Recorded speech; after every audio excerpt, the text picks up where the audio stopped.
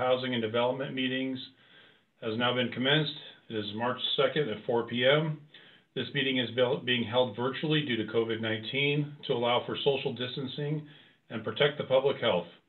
As we continue our efforts in meeting remotely, we ask all commissioners and guests to mute yourselves until called upon to speak to avoid feedback and background noise. For those who have dialed in using the call-in number, to unmute to speak, dial *6 on your phone. Also, prior to speaking, please announce who you are to identify yourself. As a reminder, this meeting is being recorded. We ask that you only use the chat function to request to speak or to announce that you are leaving the meeting so that we can track a quorum. Also, in order to comply with the state open meeting law, attendance and votes will be done by way of roll call using audio, not by using the chat function. So first, we're going to do roll call, and I believe Vanessa is going to be tracking this and keeping our meeting minutes. Is Vanessa on? Yes, Vanessa Gonzalez is on. Okay, so first, Michael Edmonds. Present. Olga Flores. Present. Soraya Jimenez. Present. Monica Lane.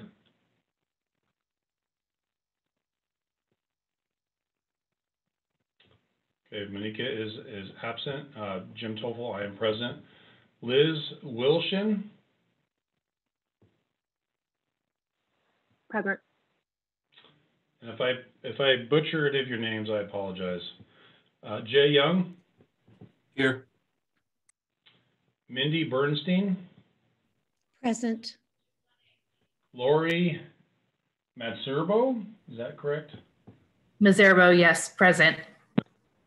Hi, Lori. Okay, Hi. and our ex officio members, Maggie Amato Tejas.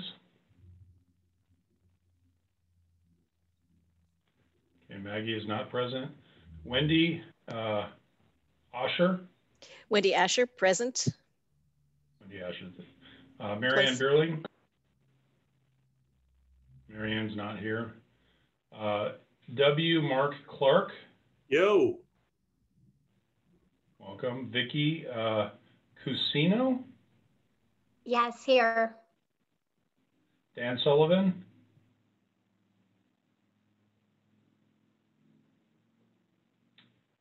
Okay. Veronica Moreno.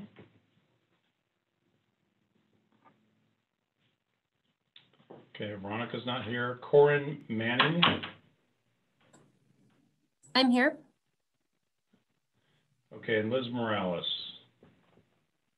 Present. Okay. So we have a quorum, which is great.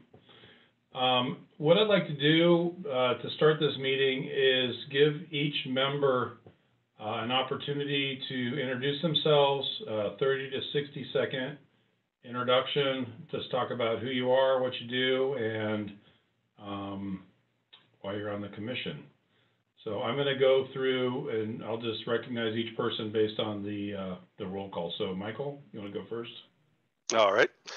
Michael Edmonds, and currently live in Tucson House in Barrio Blue Moon neighborhood. Also involved in Thrive in 05 and live in Ward 3. I guess I'm mostly interested because of my life experiences. I have lived in America and overseas.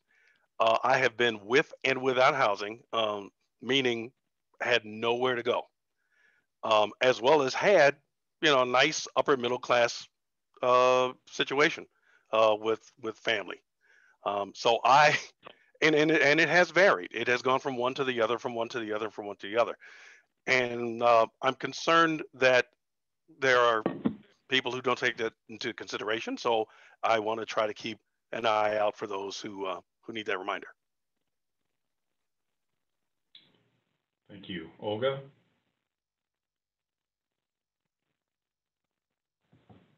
Oh, you're on mute, Olga. Sorry, guys. I'm Olga Flores. I am a loan originator, but my background is I got into the housing industry through Chicanos por la Causa as a housing counselor, helping people, first-time home buyers. And I kind of was recruited through banks, but for their community lending loan officer. So that's really my specialty. I want to help bridge that gap. I mean, the real estate business is booming, and I see a lot of applications getting denied daily for very simple reasons. So I want to help bridge that gap and increase homeownership in Tucson County. Thank you. Sharia? Thank you.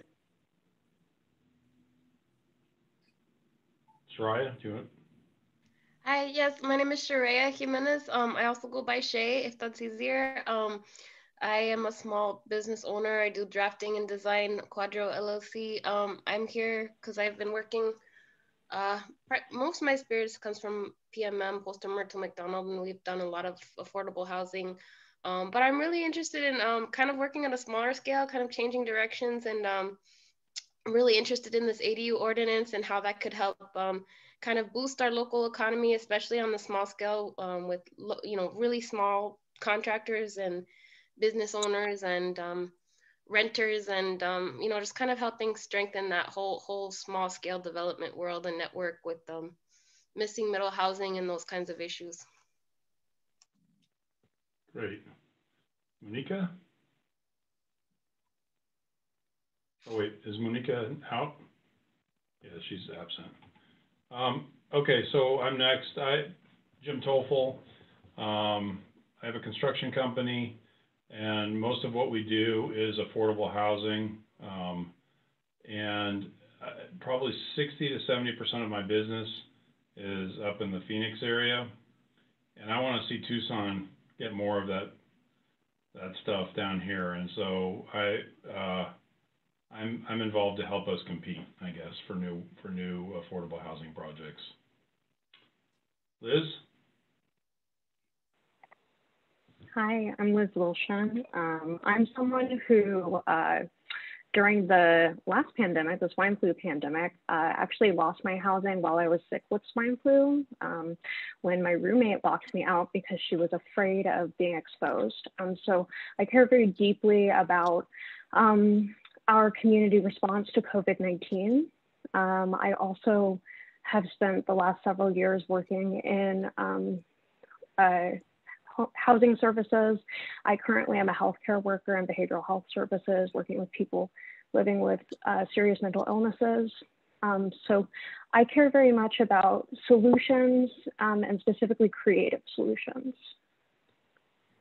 That's great. Jay?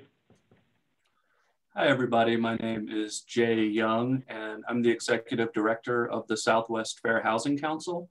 I've been working there since 2008 and have been the director since 2014. And obviously, I'm hoping to bring a fair housing perspective to the group. And in particular, I'm really interested in equity, and I'm also interested in how race and ethnicity has played a major role in housing over the years, how our houses are really still a legacy of racist housing policy from the mid-20th century. So I think until we are able to come to grips with that history and how it still affects our housing today, I think we're really going to struggle to have a community that's equitable and that really works for everybody. So, as Tucson develops, I think it's just critical that we are intentional about making sure that everybody is able to participate in our community and have housing, education, all of the things that I think we would all agree are necessary to live a full life. So I'm hoping to bring that perspective, and I'm really looking forward to working with everybody. And I'm also really hoping that this group can move the needle. I think it's really hard to do that, but I have some confidence in this group, and I'm really looking forward to working with everybody. So thank you. Awesome. Okay, Mindy.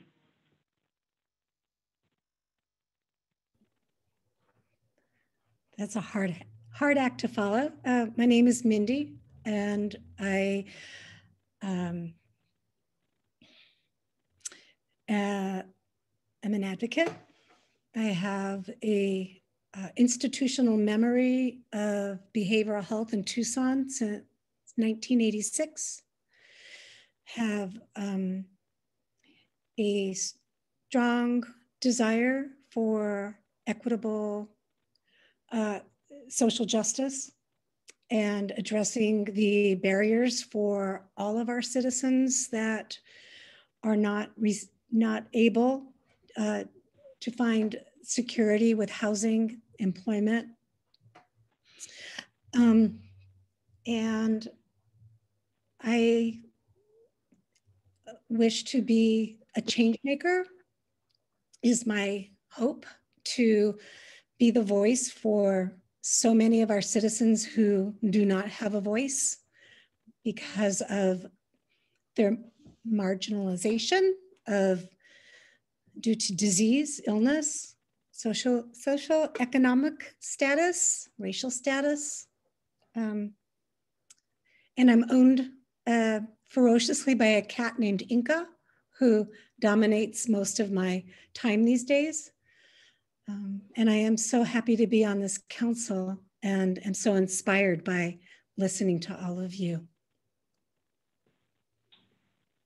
I guess I should have been an executive director for 27 years of an agency that did groundbreaking work, nationally acclaimed, Coyote Task Force, Our Place Clubhouse, Cafe 54, Truck 54, and also had a location in the Botanical Garden. So I've got a great deal of experience in grant writing and thinking outside the box nimbly to overcome the obstacles that are facing the indigent population in our community, receive services. So thank you.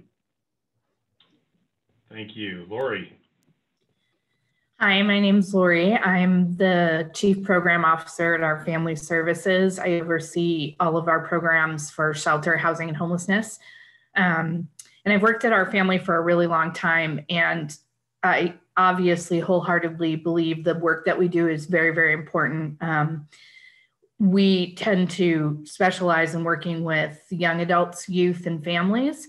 But I think the opportunity to serve on a commission like this, you know, it's a kind of a coined term, but to get upstream, you know, I know we have to do the work that we do every day, but I would really love to be a part of some work that reduces the need for people who are experiencing homelessness to need housing.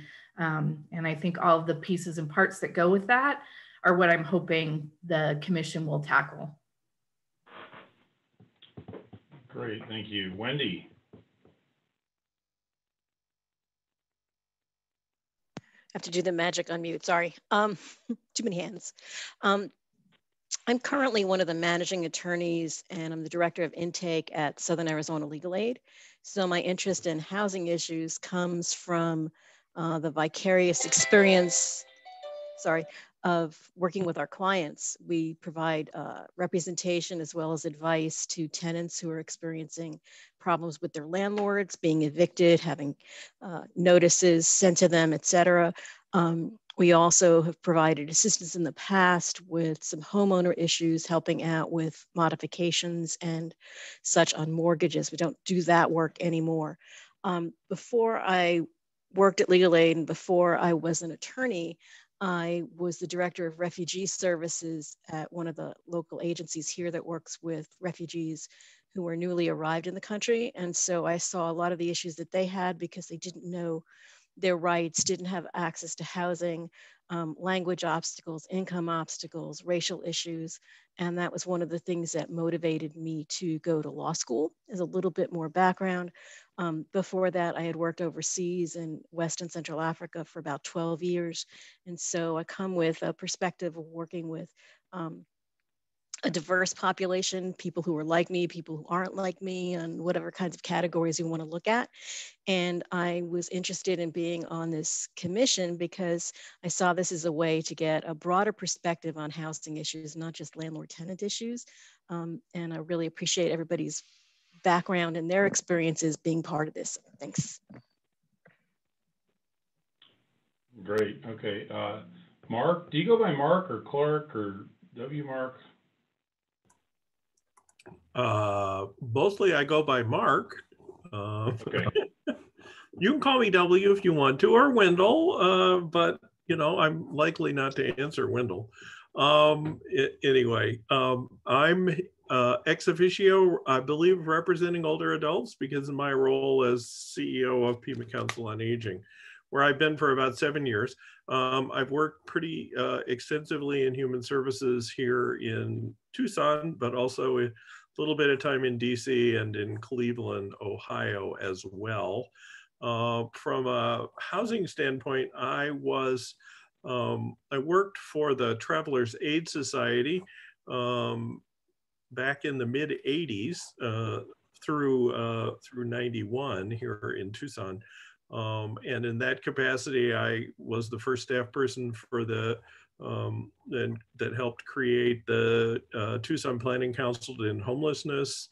In that capacity, wrote what sort of passed us for the city's first homeless services plan back in like 1986 or 87. Jody Barnes and I collaborated in that effort. Have continued to work around housing development stuff. I was at Kodak Behavioral Health Services for 12 years, and we ended up owning some affordable housing. Actually, that was available for folks living with serious mental illness. So that's kind of where I'm at. And now I'm in the older adult space, these days spending about 60% of my time worrying about vaccinations. But we certainly are concerned with ensuring that there's accessible and otherwise affordable and otherwise accessible housing for older adults. We've gotten very interested recently in home sharing efforts. I've recently done a little bit of a report funded by the City of Tucson IDA. That's probably enough. That's great. Thank you, Mark. Vicki.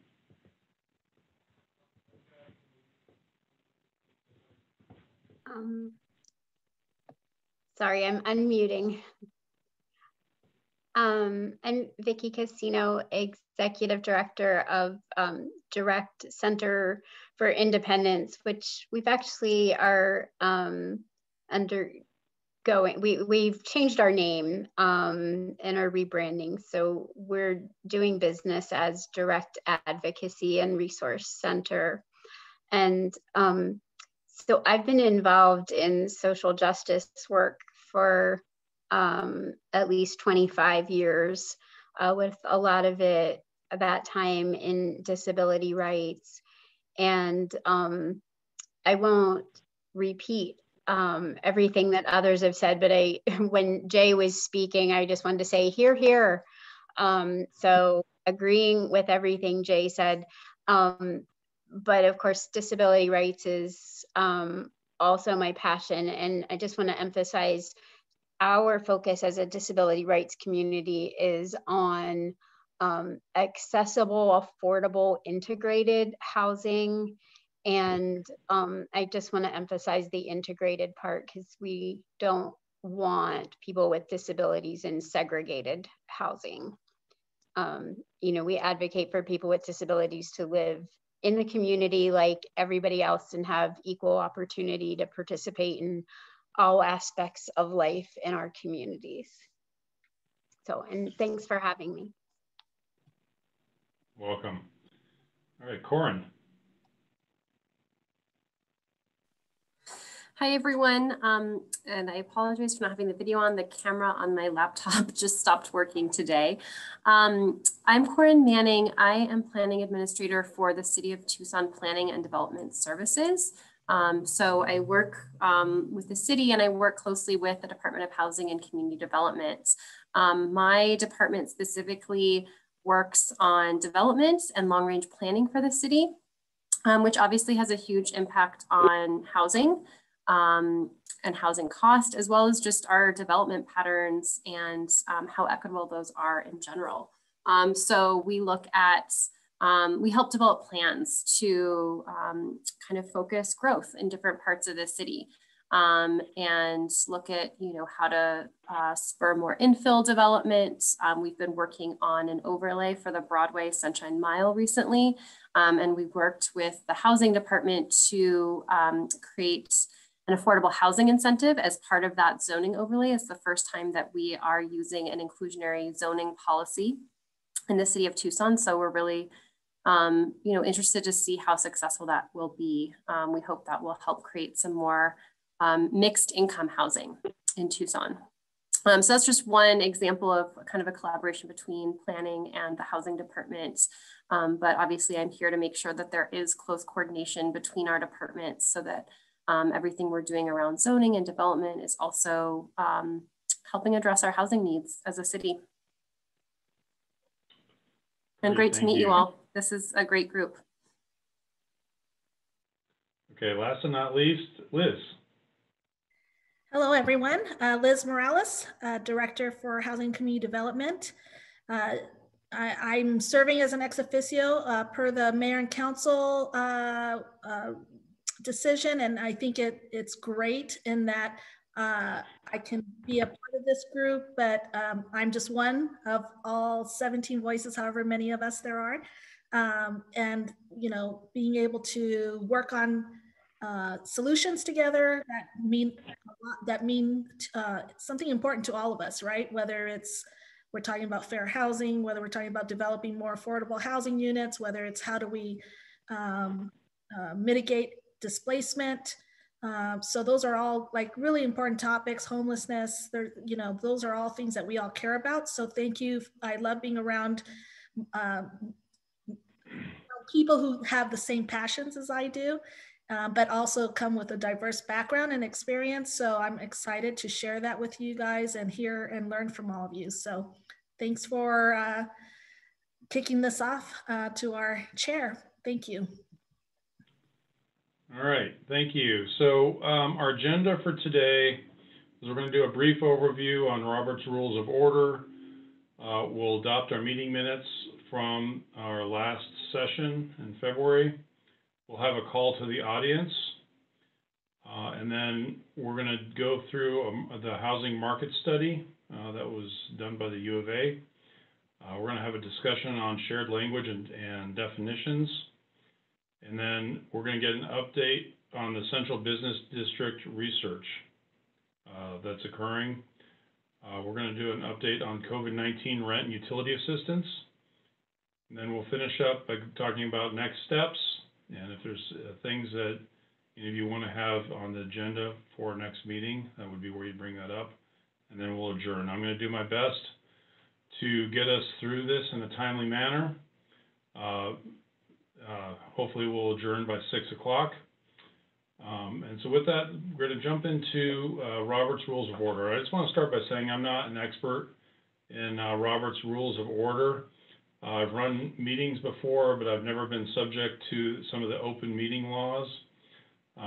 So if I mess up, please have patience with me. I did some research though this last week, and I wanted to share my findings. In the email that you all received, there is a presentation on Robert's Rules of Order, and then there is a kind of a cheat sheet, which is this sheet right here. And I thought that this was very useful. So before we go through the cheat sheet, I just want to say I'm going to make sure that as chair, I want to make sure that everybody here has the opportunity to speak. Including the ex officio members. The only difference between the voting members and the ex officio members is when it comes time to vote for things. But during debates, I'm going to give everybody the opportunity to speak. If somebody wants to speak twice, I'm going to make sure that everybody's had the opportunity to talk once before calling on an individual the second time. And given that these meetings are virtual and we're going to be using Zoom, if you have not done so, I would ask before the next meeting that you update your Zoom application. On the bottom of the Zoom invite, there's a reactions button. And if you want to, you can raise your hand. So I just raised my hand. You can see the little hand in the upper left corner. If you want to be called on or recognized, raise your hand, and then if you decide you don't, you can lower your hand. If you've not updated Zoom to the latest version, clap, and hopefully I'll see you, or you can put a comment in the chat feature. As chair, I am not going to be voting on anything myself unless there is a tie, and that is the only time I will vote. The cheat sheet here is interesting. Did any of you get a chance to look at this at all? So it basically it gives the actions. So if you want to make a motion, it says I move to. It identifies when the speaker can be interrupted. It identifies if we need a second on what's being discussed, if it can be debated, if it can be amended, and then how we decide, if it's majority or 2/3 or on a few of the things I think I can decide. But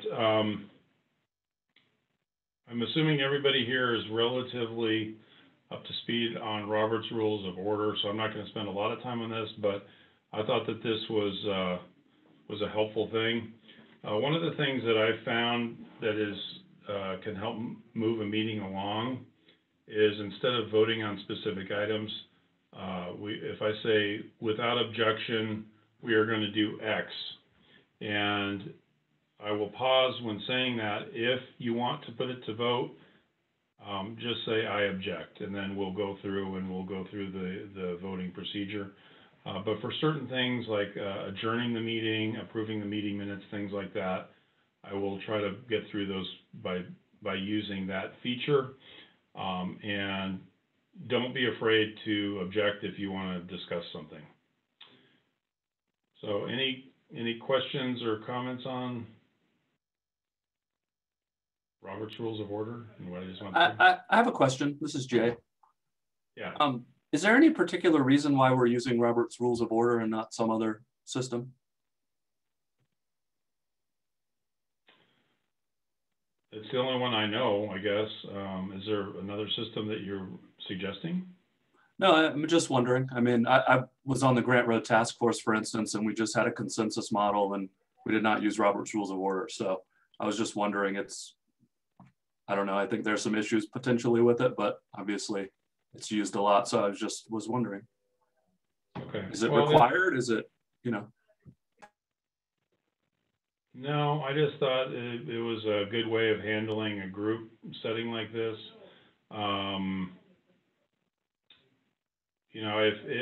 If everybody's okay with it, I'm okay being pretty loose if we need to, but I thought for the first couple meetings we'd just try it out, and if we need to adjust as we go, we can do that.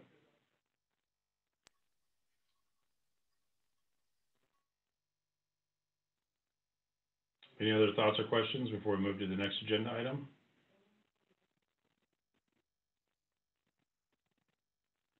Okay. Next agenda item is agenda item 3, to review and adopt the meeting minutes from February 3rd. I don't know, Ann, is Ann on the call? Were these sent out to the group? Because I did not see them in the meeting invite.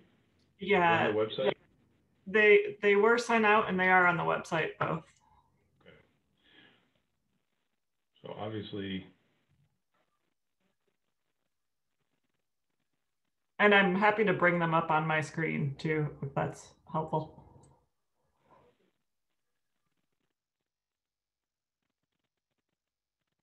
Okay, I've got them up. So I prefer not to read these through, but does everybody have the meeting minutes from the February meeting up? Yes. Are there any corrections to these minutes? I misspoke during the last meeting and said the wrong person's name, but at the time of the meeting, that is the name that I said. So I don't know if that is something in terms of a correction to the minutes or. We can, Liz, we can clarify if you want to give us the correct name. Sure thing. It's actually two different people. One is Chuck Durrett, and I can email you that name. And the other person is Corky Poster, I believe is his name. Do you know who I'm talking about? Okay, thank Corky you. Poster. Wait, why? What happened? In what context was this? In the context of speaking about, I saw him speak on a panel about gentrification.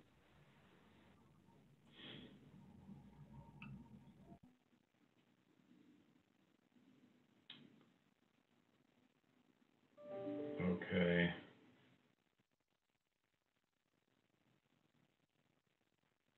Okay, I think that's on item 9A, the third bullet point, I think is what you're referring to. On equitable and affordable housing. Is that the bullet point you're referring to, Liz?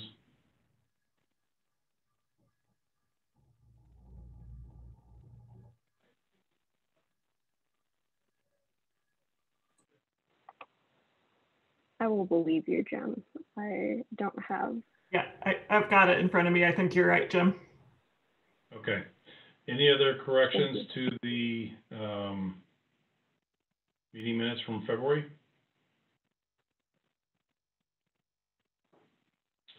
Okay, hearing none. Without objection, we will approve the meeting minutes.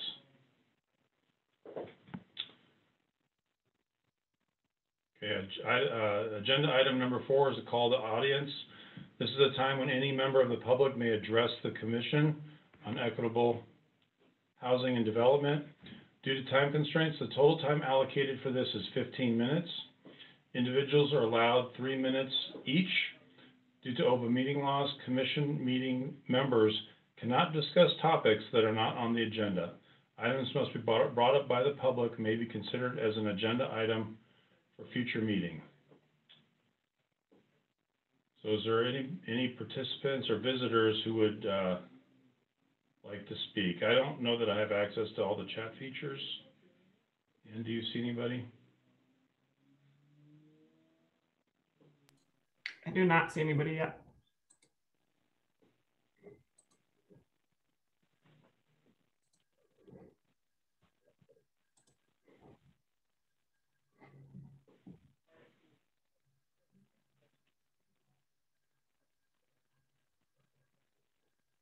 Okay. I'm going to move on to the next agenda item then, which is agenda item number 5, the Housing Market Study. Housing Market Study is a partnership with the University of Arizona Eller College of Management's Economic and Business Research Center and the Pima County. Today we will have with us Dr. George Hammond and Dr. Alicia Kim to present on this item.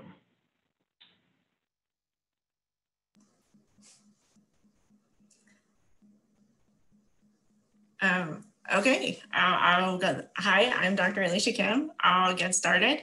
Thank you for inviting us to present to you today.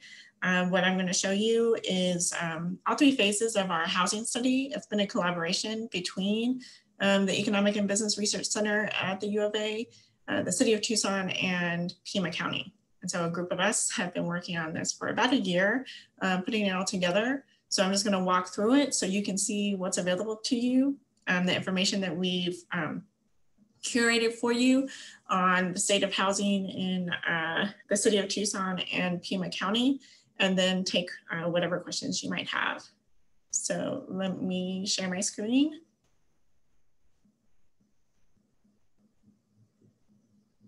All right.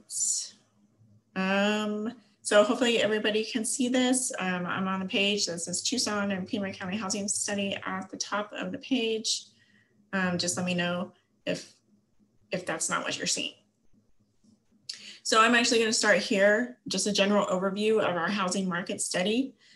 We divided this up into 3 phases. The first phase was a neighborhood vulnerability index. We wanted to identify those places, particularly census tracts. We did this at the census tract level to identify where there were stressed or vulnerable neighborhoods within the Tucson and Pima County region. So when we're talking about Tucson and Pima County as a whole, that would be the Tucson MSA.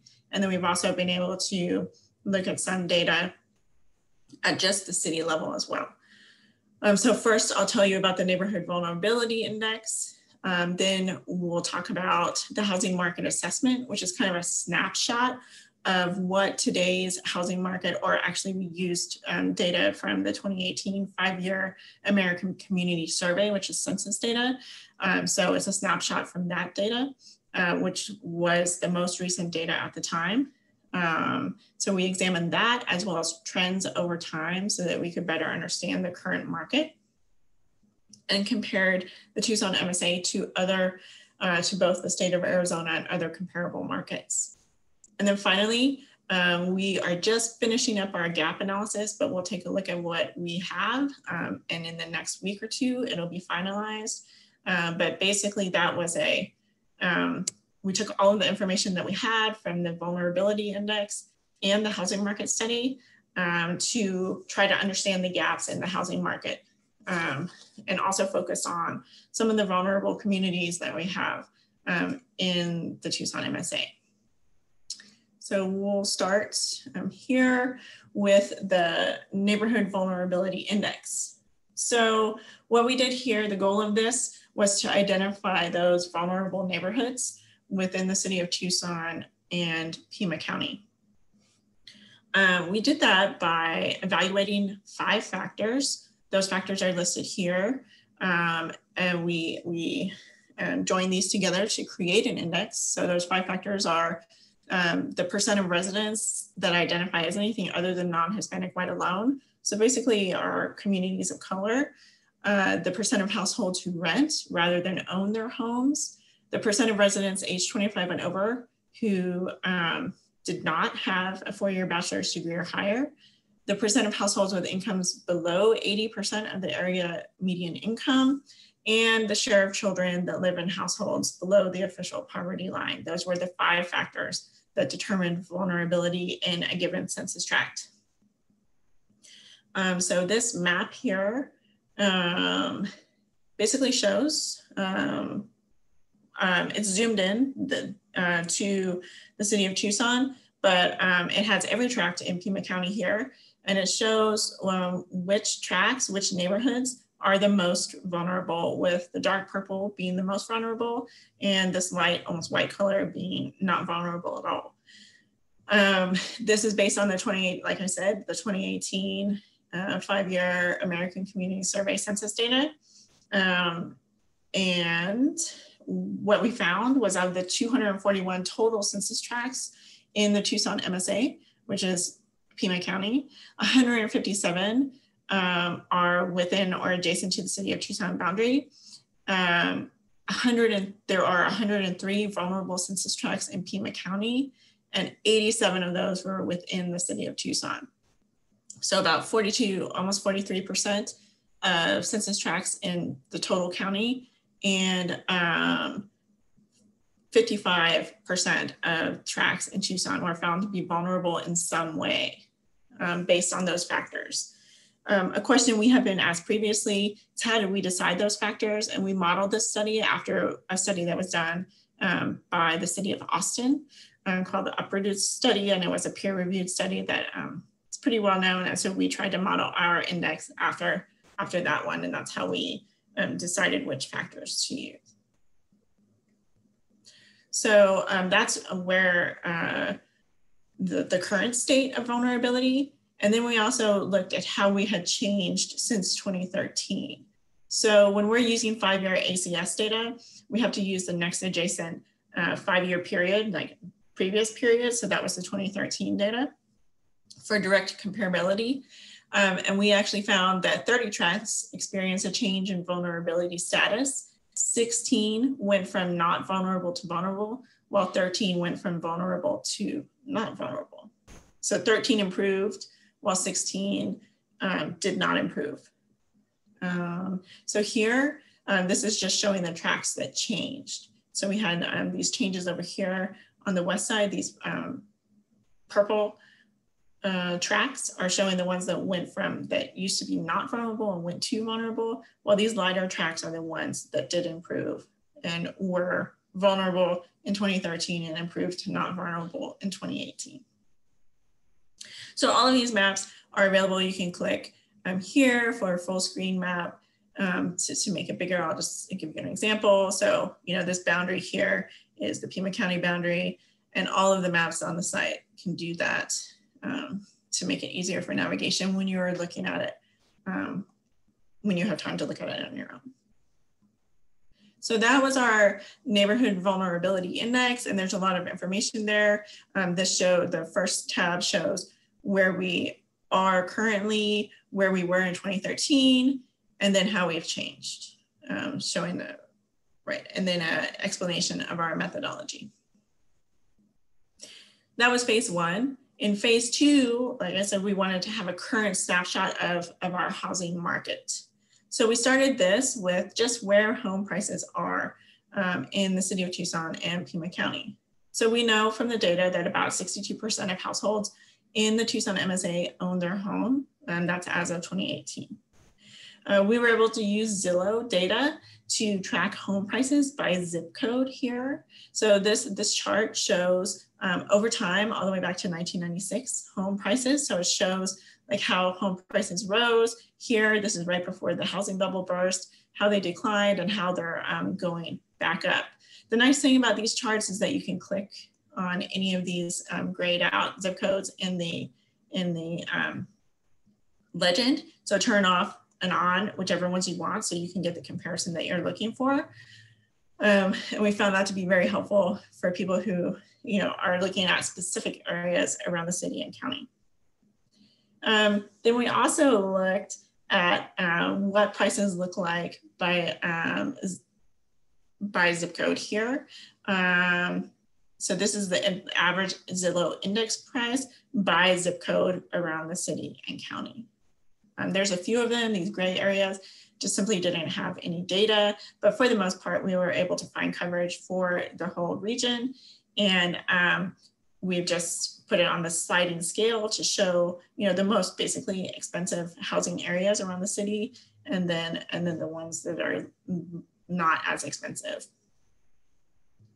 And then we wanted to also show home price growth by census tract, which is really important to know which specifically, as small of geography as we can get, you know, where median house prices are changing over time.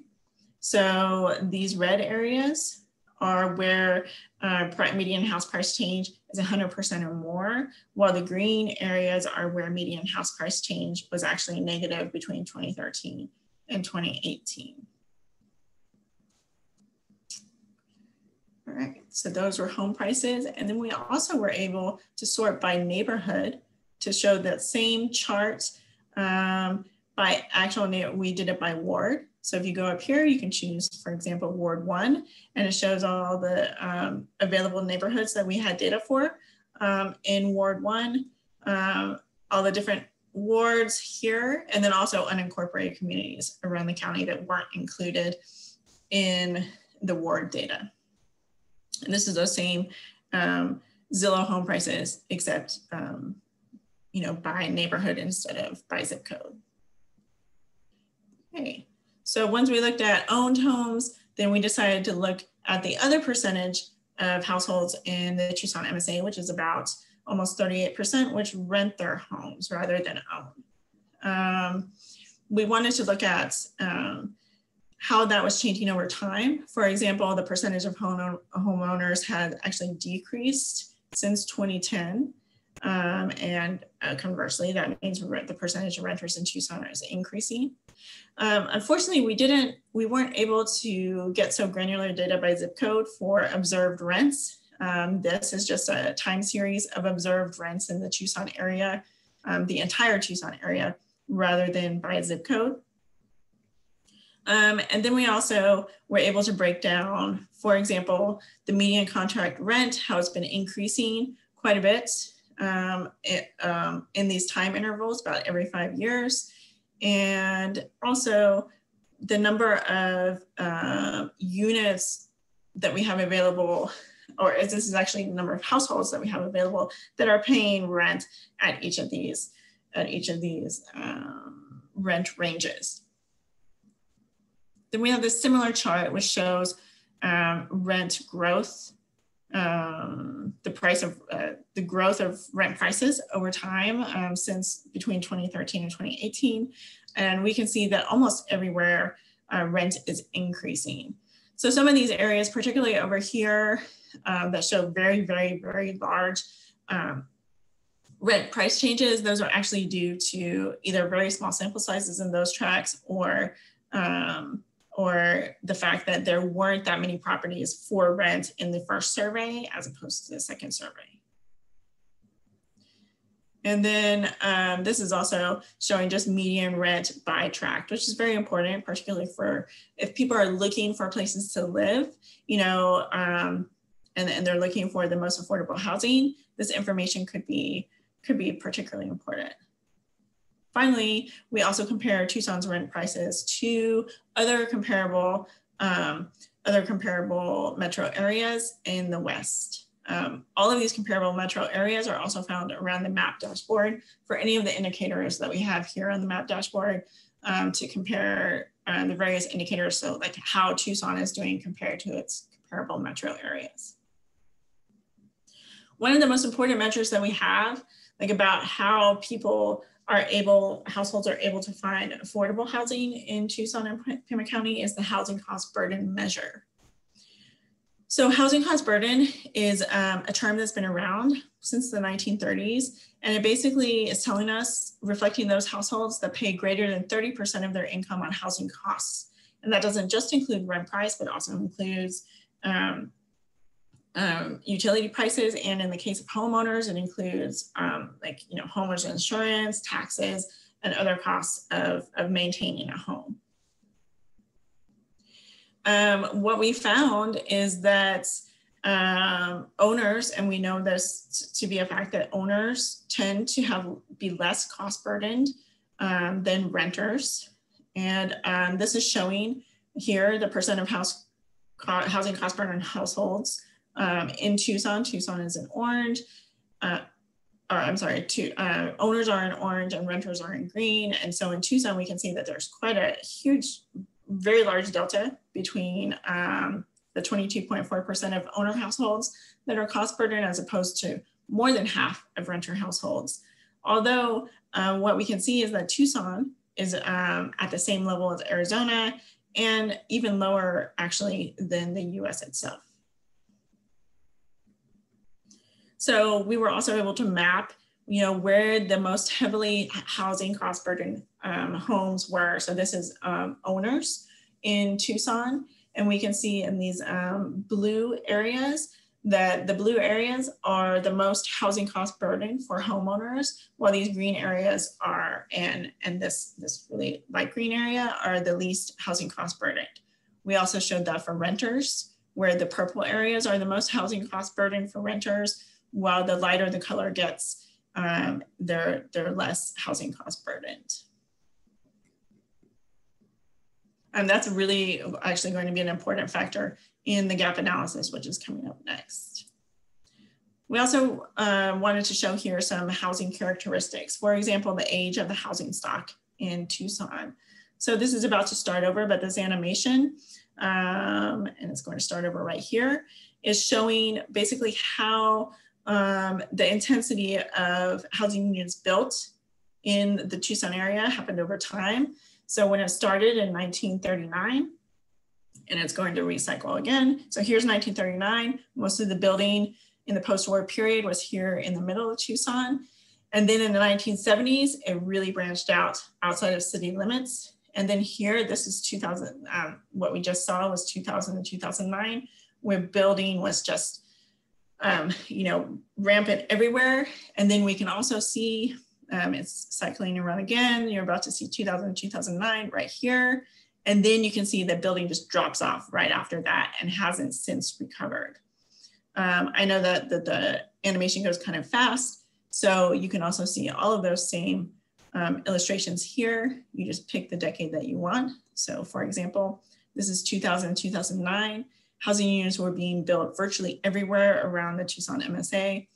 And if we go to 2010 to 2013, which is right in the thick of the Great Recession and the housing dip, we can see that all of that building virtually stopped, except for way up here in the Oro Valley area, and then way down here around Green Valley. And this is the most current building status in terms of units, and we can still see that building just hasn't quite picked up basically in this decade as it was in that decade from 2000 to 2009. We also have this information about housing types, like the most prevalent housing type in the Tucson MSA is the 1-unit detached structure. And then we can see all of these percentages of other housing types, but 60% is a 1-unit detached structure. We can see that the majority of housing units in the Tucson MSA are either 2 or 3 bedroom. And then we also have some information on vacancies around housing vacancy, like around the Tucson MSA. So all of these things are interactive.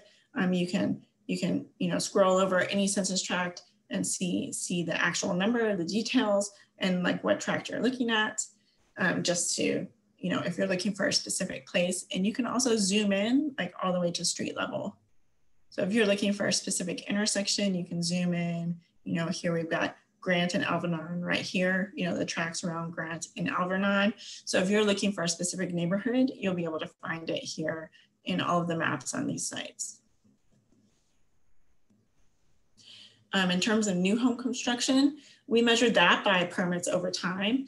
And what this was able to tell us was what we kind of already knew anecdotally, but the data just confirms it for us, is that we had, we peaked here in new building permits, but we were still quite high. And then all of a sudden, like this dramatic drop here is the housing crisis and the Great Recession. And what we know from it, and it dropped all the way down to this level in 2009. But what we can see from this time series is that it just hasn't picked back up to the levels that it was previously, right? So there's still this kind of lack of building that we're seeing for housing. We have that same information, but by structure. So like we've already said, 60% of the housing in the Tucson MSA are 1-unit structures. So, that we can take everything else off of here and just look at 1-unit structures. Or if we want to see, what it looks like for duplexes, we can see, or if we want to see what like for multifamily buildings, we can see like, this has dropped off and really also has not recovered since the Great Recession period. And this would be 5-unit structures, so larger apartment buildings, which has kind of gone up a little bit, but definitely not like it used to be before the recession. And finally, as the last part of phase 2, we wanted to look have a kind of overview of affordable housing, which we got into much more detail on the gap analysis. But this is a kind of an overview about public housing around the Tucson MSA, how many units are available, and then also showing, where they're located by ward.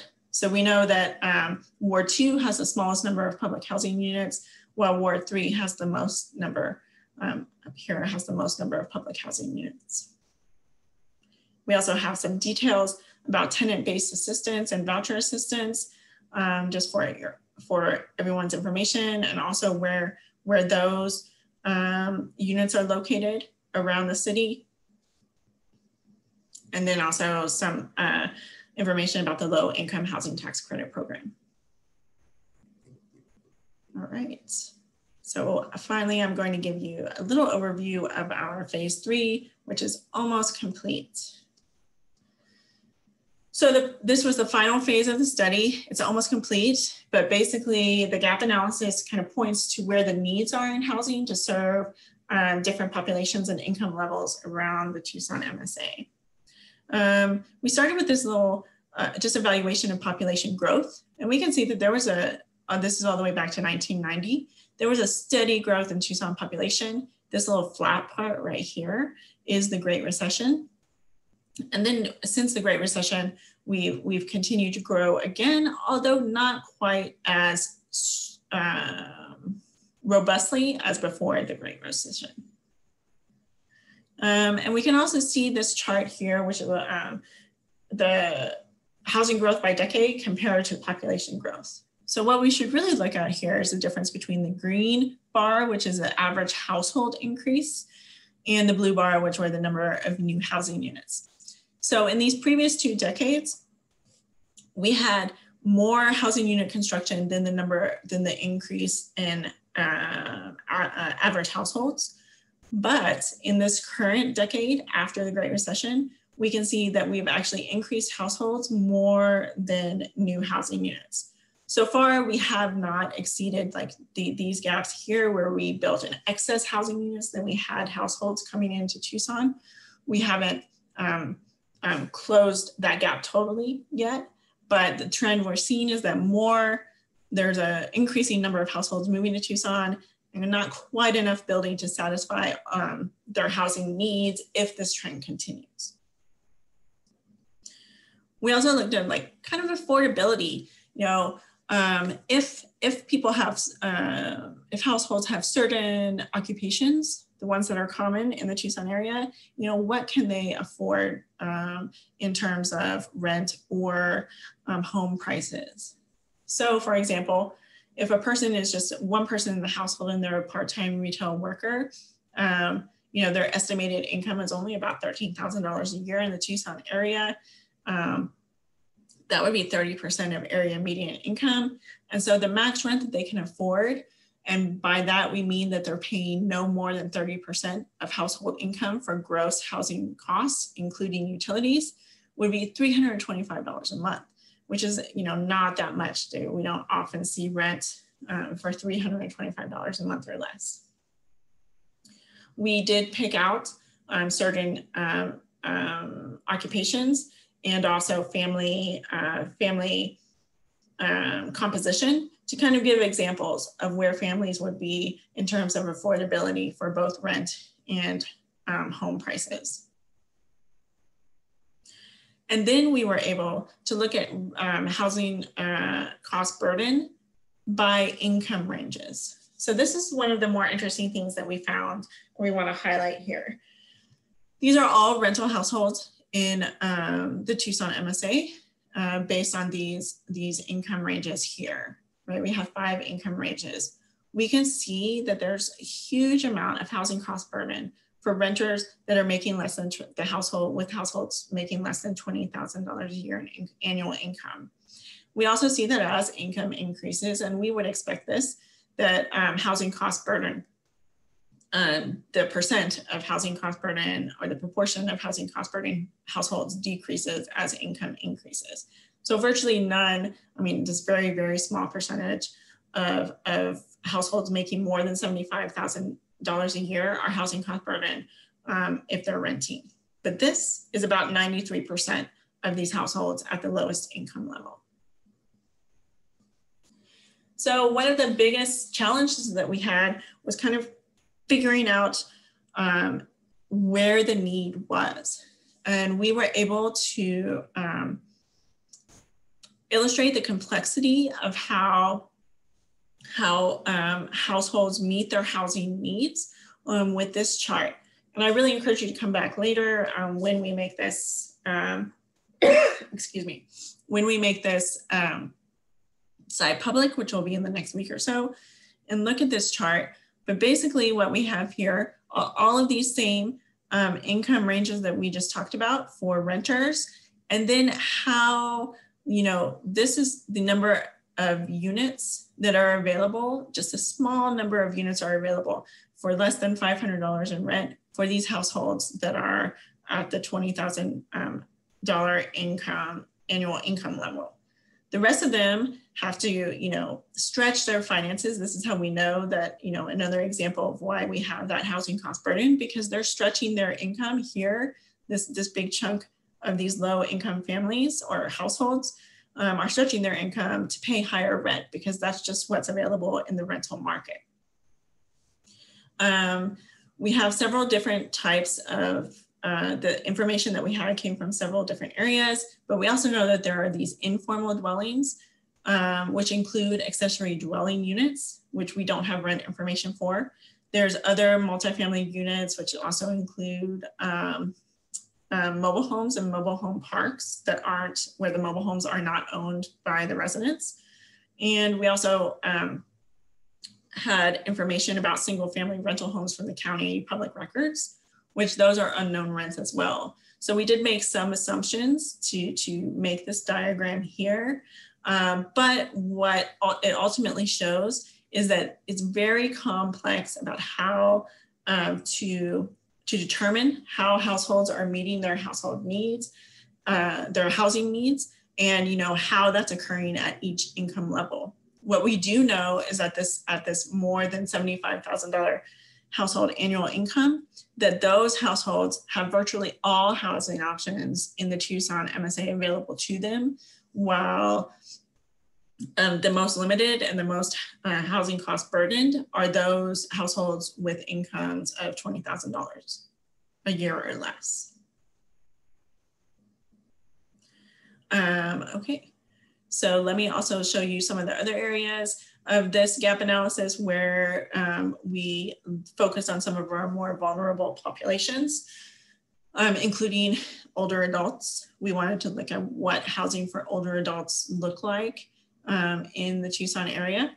We know that there's been about a 20% increase in older adult households since the 2013 survey, which is a lot. Older adult households make up 29% of all households in the Tucson MSA. And just for clarification, an older adult household is one where the primary ACS respondent, the primary survey respondent, was age 65 or older. So we found that actually older adult householders age 65 to 74, 81% of them own their homes, and householders age 75 to 84, almost 83% of those householders own their own homes, which is the highest of any age bracket in the Tucson MSA. We do see that renter share increases in the 85 plus age group, and we've kind of determined that that's because as people and householders get older, the older adults sometimes transition away from independent living at the highest ages. We also know that there are about 31,000 older adult households in the Tucson MSA, about 26% of older adult households that are at or below the 50% area median income for two people. And that's quite a bit. So how are we meeting the needs for those households? And making sure that there is an extraordinary amount of housing cost burden for older adults. And we do see that in terms of housing cost burden by age, that for the 65 plus older adult households do actually have the highest percentage of housing cost burden in the Tucson area compared to these other age groups. But when compared to other Western metro areas, it's actually quite low. And so these are the metro areas, and you can, turn them off and on, just like other charts that we had to see. But, if we're talking about, I believe this is Denver, the housing cost burden for older adults is quite high there compared to Tucson, which is this orange bar here. We also wanted to see where the older, lower income, older adult households were living in terms of neighborhood level. And we can see that they're kind of like The red areas are where low-income older adult households are located. So we can see that they're here within the city. And what we found was actually that it wasn't related so much to age as it is to socioeconomic status of where the lower income households are located. We had some information about how older adults are using housing assistance that's available. And then we also have this map here that shows the change in geographic distribution of older adult households by neighborhood.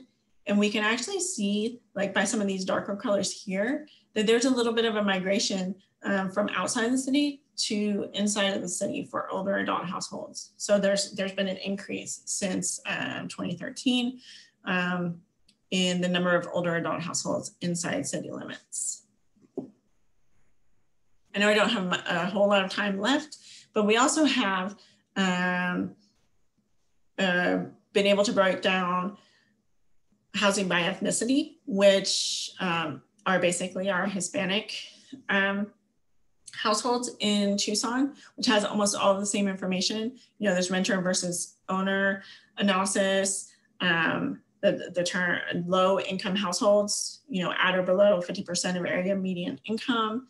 And then also these same maps that show where low income Hispanic households are located, and you know, how Hispanic households are able to take advantage of housing assistance. We have that for Hispanic households, and then also for our communities of color. So the reason why these are split up the way they are is because the US Census data, and this is true for the ACS and also for the decennial census data that will be available soon, ethnicity is categorized by the US Census as, you know, Hispanic or not Hispanic. That's how they decided to measure it. While race is something separate from ethnicity, from the Hispanic designation. The race category is designated by the census, or Black, American Indian / Alaska Native, Asian, Native Hawaiian, other Pacific Islander, and then some other race or two or more races. And all of those are irrespective of ethnicity. So we did separate out the data just so we could see a more granular analysis of those according to how the data was presented to us by the US Census. So I'm going to stop there. I know this is a lot of information, and it'll take a long time, you know, for people to digest, but these things are now available to you here at the Housing Commission and also to the general public, except for phase 3, which will be made available to everyone in the next week or so. But I'll stop here and ask what questions you have for us about the things that you just saw, possibly for the first time.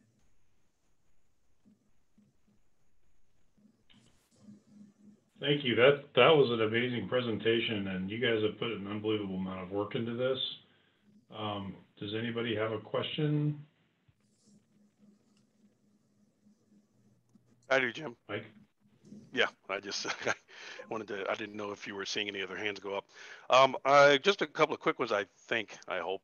In regards to the reference data, was there a particular reason you only use Zillow and not the other competitors to Zillow? We use Zillow because it just had the biggest, the most breadth of information. So Zillow does have several competitors, but in terms of data available to the public, Zillow has the most, you know, in-depth and breadth of information available, particularly in coverage of zip codes and neighborhoods, things like that. That's why we chose to use Zillow rather than a competitor to Zillow. Okay, so it was a cost issue. You didn't want to pay for data from other sources. Is that correct? Right. I just want to, yeah, okay. Yeah. Yep, we were trying to find publicly available data, and Zillow has the best data available, publicly available data. Okay, and then just came across to me, I just want to be sure I took it right. homeowners are less cost burden than renters, just basically in general. Yes. Okay, thank you. So I actually have two questions. Is this going to be a static update, meaning as additional data becomes available, will it be updated for 2020 and beyond? And then I was trying to follow along on my internet browser as you were going through the pages, and I was having a difficult time finding it. So I wasn't sure how much of this stuff, like some of the maps and things that are available now versus they're going to be in the next release. I can put the two links to the two phases that are publicly available now into the chat if you'd like. And then I know that the city of Tucson, like Ann and Corin, will let the Housing Commission know when phase 3 is available for everyone to take a look around. I think that'd be great if you could post that, and then sure. If we could put it in our meeting minutes as well. Absolutely. And to answer the question about updates, I'm not sure, Anne, if you'd like, I'm not sure the answer to that. Sure. Yes, we definitely want to update this information when data is available. And at the same time, as Alicia said, a lot of this is based off of the 5-year ACS data. And so a lot of this we wouldn't be updating until 2023. Did I do my math right? That said, we do want to have, as up-to-date information available. We do have a few separate data platforms at the city that we're working on to try to provide information as the American Community Survey data is released, and soon the census data to be released. So we'll see what we can update, when we can update it, but we do want to try to keep things fairly updated moving forward, and hope to be able to work with U of A and Pima County more in the future as well. Great. Are there any other questions? I have a question. Will this information be consolidated into a report that's available offline for people who don't have internet access or are not internet literate? Good question. So the vulnerability index is a report. There's a PDF on that.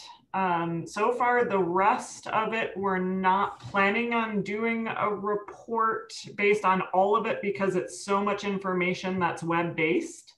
But I think that if there are particular requests and particular pieces, for instance, we have made some PDF maps of some of the maps just because we think they are important to be used, such as the change in home value price, the change in rental prices.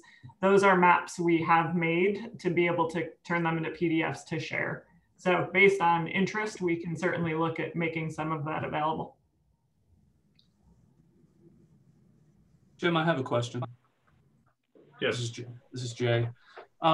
So as a researcher, I'm just wondering, I'm curious to know what to you stands out overall. I mean, that was a lot of information, obviously, but what are some top line messages that you would say stand out to you? And then, kind of along the same lines, how would you summarize the Tucson housing market, and maybe also as how that compares to other MSAs in the Southwest and West? So we were actually just talking about this recently, but two things stand out, particularly in the gap analysis, that while in the previous decades, housing growth, like housing construction, has met the need with the increase in households. Currently in this decade, it is not. So if that trend continues, then there will be, a lack of actual housing being built for the increasing population in the Tucson area. Because of some of the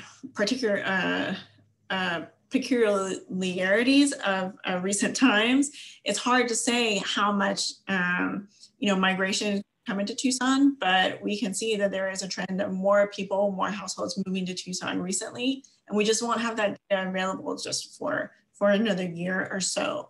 But if the new permit data continues as it is, we're not going to meet the actual housing need. But currently, there are enough housing units available for the households in Tucson. Another thing that stood out was just the level of housing cost burden for the lowest income households in Tucson. And one of the questions that we've addressed particularly recently in our small group discussions would be like, how would we know that housing policy is having an effect, a positive effect in the Tucson area? And the best way to measure that, particularly if you put policy in place and then want to see over time, year over year, is if the percentage of housing cost burden households is decreasing, particularly for the for the lowest income households. And so that data is available. It's available year over year, either in the 1-year ACS or the 5-year ACS. So you would be able to see that happening. You'd be able to see that actually changing, if it is changing, without having to do a whole big study like we've done here. If you really wanted to have a quick check of whether your policies are having an impact on those lowest income households. Okay, great. Well, thank you very much. This, I think, was an amazing presentation. From a time check perspective, we're at 5:15. So if there's no further questions, I'd like to move on to the next topic. Oh, yes, Liz? I'm sorry, Jim. I was just going to say, just as a follow-up to that statement, Dr. Kim, we may have enough units, but that does not mean they're necessarily affordable for the amount of people that we have. Correct? Absolutely, and that's absolutely what we found. There are enough units, like the housing stock is sufficient, but that's what that diagram was showing, was that in fact, for those lowest income households, which there are a large number of households that are at that lowest income, there's just not, the distribution of rent prices is just not favorable, and it's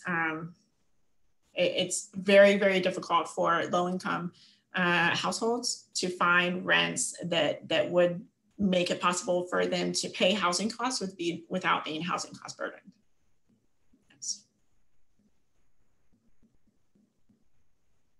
Okay, thank you, Dr. Kim, Dr. Hammond. We really appreciate you guys participating with us today.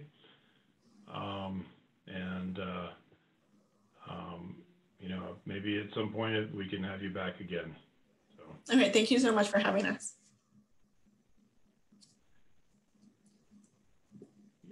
So we've got two more. Those are applauses, not questions. Okay. Okay, so our next agenda item is item number 6, discussion on shared language. It's going to be led to us by Liz Wilden.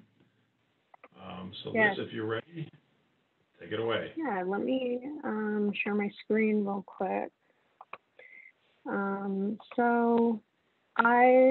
me do this real quick. Okay. This is a living document. I just want to say that. It's a longer document. I think everyone received it by email prior to the meeting. So the first thing that I kind of wanted to bring up was this idea of equity. I looked through the WHO, the CDC, Department of Education, a consulting organization called C4 Innovations, which does training and consulting in housing and racial equity. And I came up with this definition based off of all of those. And this is the only definition I've come up with that is not just a quote from a publication. So I would love to see if anyone would like to change this definition if they feel like it's not one that suits the commissions in any way. I think it's something that we could definitely change over time as well. There are certain words that came up over and over again when I looked at different publications, and those were context, fairness, justice, creative and often subversive ways people have to work around systems was one thing that came up.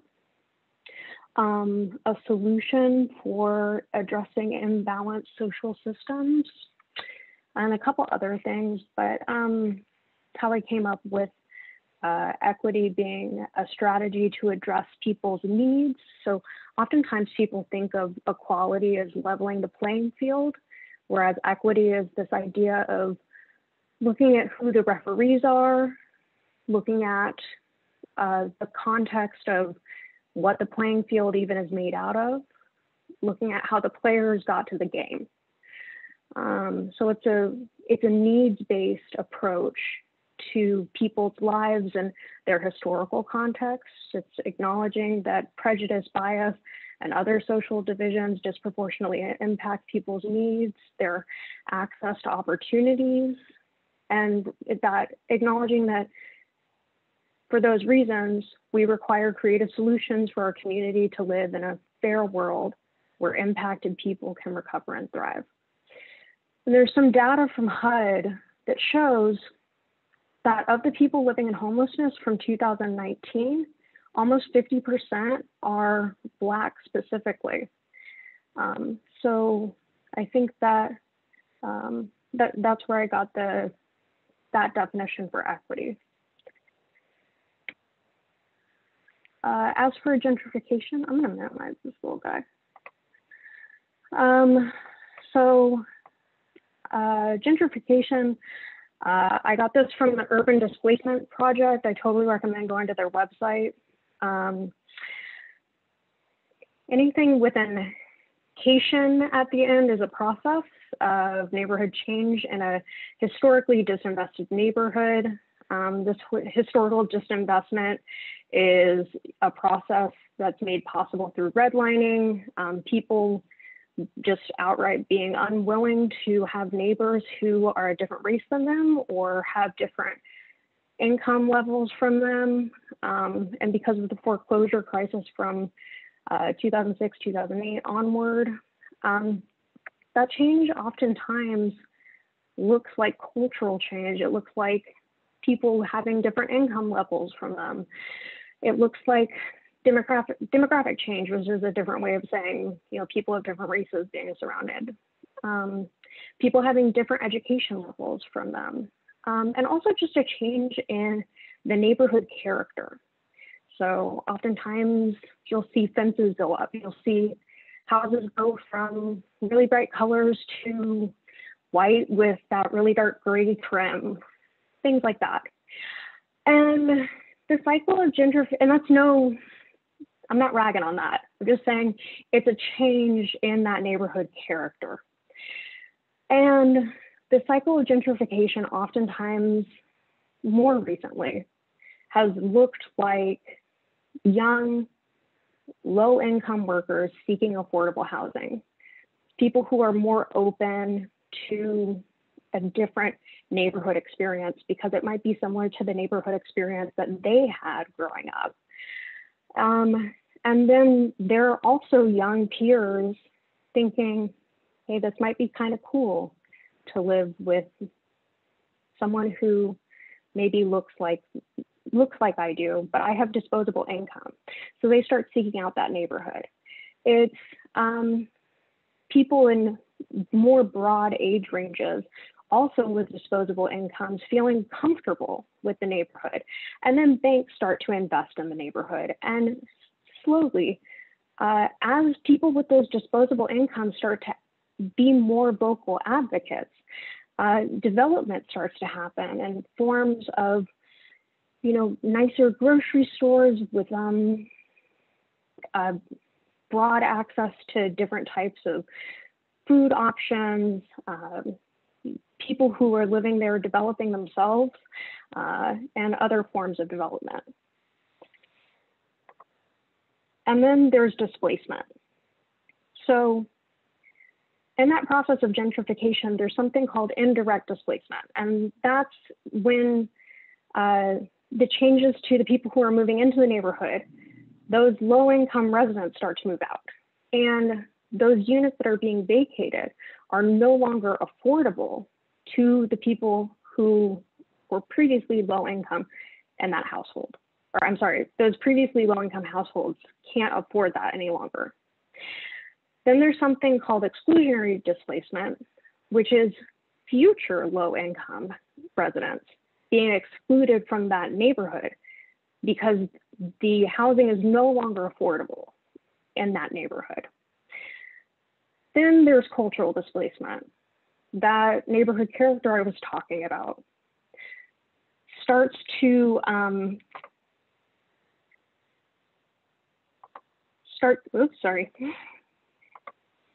So the cultural displacement, displacement starts to be when the aspects of the neighborhood change over time, and shops, services, they start to shift more in the direction of people who have the disposable incomes. And the remaining residents might start to feel a sense of disconnect to the neighborhood that has historically been their neighborhood or has been their neighborhood for a significant period of time. It might be a change in what's known as the ethnic character or the racial character. And it's not just the class composition of the neighborhood itself. I know that I've sat on a lot of, witnessed a lot of panels and a lot of Q&As of people asking, how do we keep the cultural character of our neighborhood?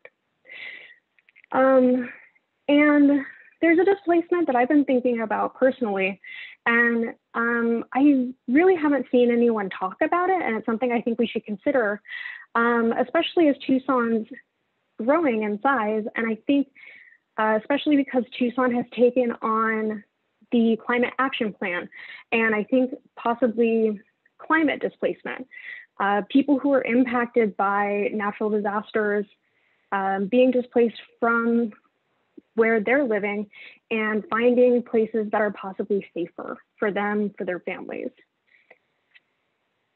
So I'd like to make time for us to talk about those things. I think housing status is really important. I don't know if folks want to possibly talk about, I think those are really big things that I just put up.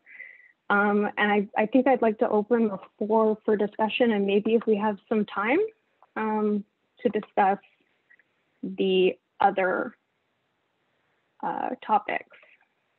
Liz, you've got probably another 10 minutes if you want to. You got time if you want. Yeah, I mean, I know I have 10 minutes, but I think that if anyone has anything they'd like to talk about, I'd be happy to move on to talk about the housing status. I don't know if anyone wants to discuss what I just brought up. It seems like Mike has something. Mike? Yeah. I might be jumping ahead, and if I am, stop me and I'll wait. Are you sure. Going to be covering the term homeless? Yeah, so yeah, I'll go ahead and I'll go through housing status, and I'll just move on and go through the housing status portion. Okay, So housing status, this all comes from HMIS, which is Homeless Management Information System. It is the coordinated entry process that people who are seeking housing through the contracted housing system, I'm trying to put this in the simplest way I can, the contracted housing system through our community have to answer. So this question is, generally speaking, where did you sleep last night? Where will you sleep tonight? Every single person has a housing status. And I'm starting with stably housed. So that's a person who isn't experiencing homelessness, a person who's not at risk of losing their housing. And this is how it is on the form. And I think it speaks to how complex the questions and answers are and the expectations we have of people who are seeking housing and people who are living on the street. The next answer is unknown, a person who just doesn't have an answer to that question. I don't know where I'm going to go. I don't know what supports I have. I don't know of a program that's going to support me. They don't know where they slept the night before entering the program. Someone who's at imminent risk of losing housing. Someone who in the next 2 weeks will immediately lose the place that they have to sleep tonight. They have no landing pad. They have no supports in place. They have no friends, family, no church or other faith-based organization or support networks to get permanent housing. And then a person who's living in homelessness. There are a lot of people who say someone who's unsheltered, someone who has no housing. There are a bunch of ways that people are starting to change the language around that. And what HUD uses is a person who's living in homelessness, someone who doesn't have a primary nighttime residence that's either public or private. And it's really complex. This does not cover couch surfing. The language will be expanding to include couch surfing. So it does mean a car, a park, an abandoned building, a bus, a train station, an airport, a camping ground, a person or family that slept in something called an emergency shelter. So Salvation Army Hospitality House, the Center for Opportunity, any of the Gospel Rescue Mission locations. A hotel or motel that was specifically paid for by a program, but not by a friend or a family member. Someone who is leaving prison or a inpatient setting, like a hospital or a behavioral health inpatient setting with nowhere to go. And I'm sure that someone who runs one of these housing programs probably will have something to say about what I'm sharing. And I am very happy to be corrected. So someone who's fleeing domestic violence, which is any sort of violence in the home, also known as intimate partner violence, and that's having to do with someone who is an intimate partner. That's a person or family that is fleeing or even trying to flee. And this is just a list of any type of violence in that situation that also includes sexual assault, stalking, anything that's dangerous or life-threatening, and that has to do with violence against a person and an intimate relationship. And then we have unaccompanied youth. And the unaccompanied youth is very complex. And it's kind of ironic if you think about it, that a young person should have so many constraints and so many complexities when it comes to an opportunity regarding their housing. But it's in order to create more opportunities for their housing, not less. But I just have it in quotes, the language around it, because it is so complex. And this will be made available to the public. I'm not going to read it verbatim because it's so complex, but basically it's just that you haven't had a lease within the last 60 days and that your life has been really unstable. And I guess I can go on.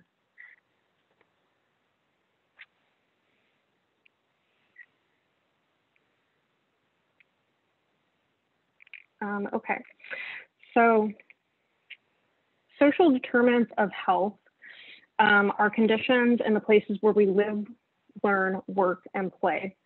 And they affect a wide range of health and quality of life risks and outcomes. There was a publication from the Urban Institute that basically described social determinants of health as being foundational to housing itself, and it tied social determinants of health specifically to something called substandard housing, which is later on in this presentation. And then there's housing first.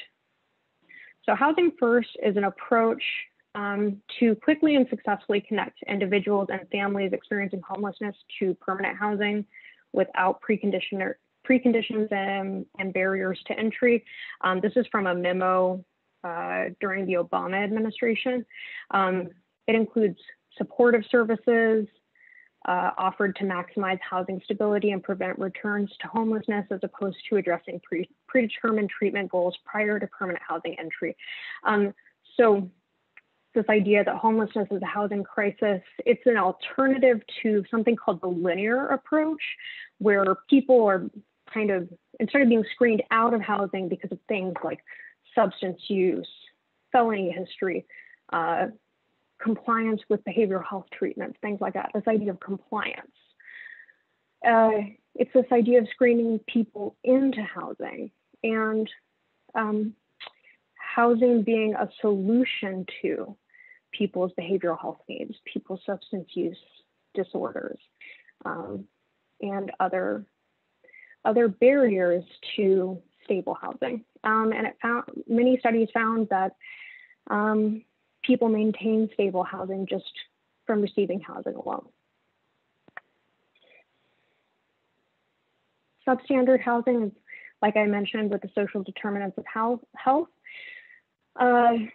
a reference to residential spaces with structural and other physical deficiencies that don't meet health and safety requirements, and that endangers the health and safety of residents. So asthma, for example, is one of the most preventable health conditions in the United States, and can be found, I think it's something like over 70% of asthma can be found to be caused by substandard housing as a result of roach infestations, mold, poor ventilation, things like that.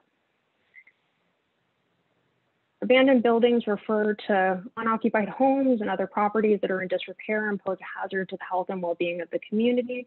And vacant lots refer to neglected and empty parcels of land in the neighborhood that are used for dumping litter and other waste and materials. So substandard housing, abandoned buildings, and vacant lots together are what we define to be urban blight. And I'm gonna stop there and see if anyone has any questions or wants to talk about anything. Liz, I just want a quick mention real quick. I know that's why I brought up homelessness, is because different agencies from federal on down, organizations define homeless different. The reason I know that is because I was told I was homeless and I didn't even know I was at a time. So I just want to, that's why I was asking you, where are you basing your term on? Yeah.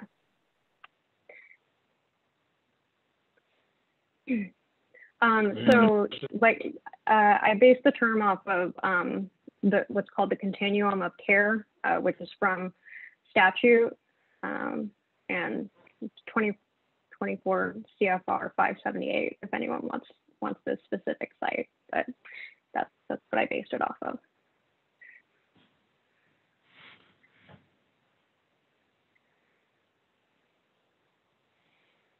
So Liz, real quickly, your screen stopped sharing, so I started. Oh, so thank you. Yeah, I'm trying to go through these at the same pace that you are. Yeah, I think I stopped at vacant lots. So does anyone else have any questions or want to discuss anything? Nope. Okay. I will keep going. All right, opportunity zones. So opportunity zones were kind of the solution to urban blight. Oh, Liz? Sorry, this is Anna. I want to jump in. I noticed Sharia had her hand up. Oh yeah, I can wait till the end. I don't know when it's best, but I kind of wanted to go back over the equity, because I think like gentrification can be really complex. And I think even the People report mentioned like 3 different types of equity. Like, are we talking about equal, like everyone gets the same? Are we talking about equal adjusted for, need? Or are we talking about equal, I think that one also is kind of a really complex topic. I agree. Like I said, the goal was for this to be a living document, and I was hoping that we could have a discussion. So I'd love to hear what you have to say.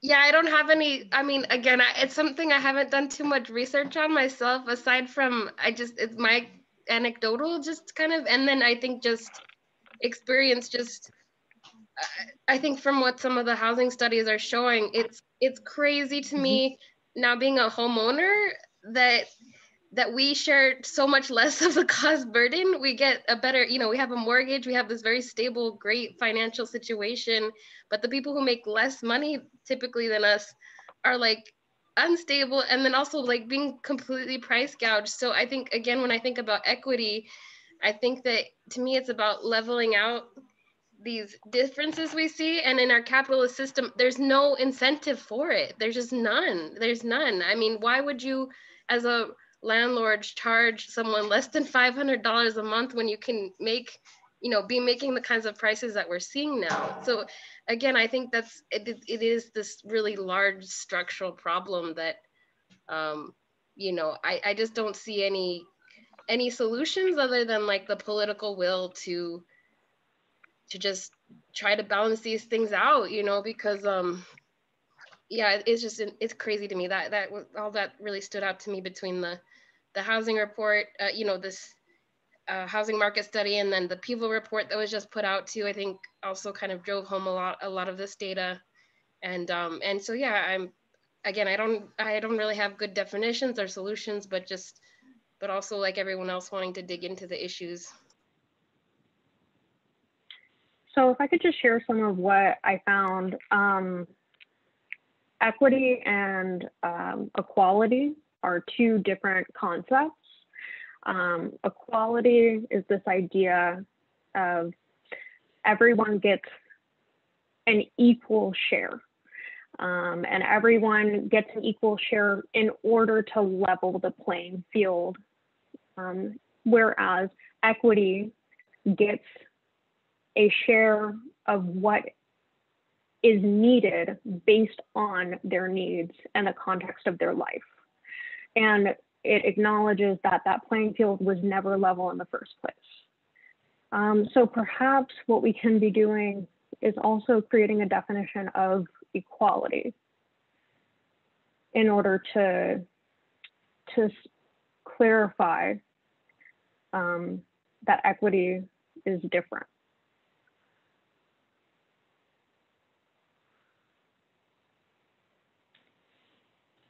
Are you ready to go back to the presentation? Sure. If that is Any if other we're comments going forward. on that?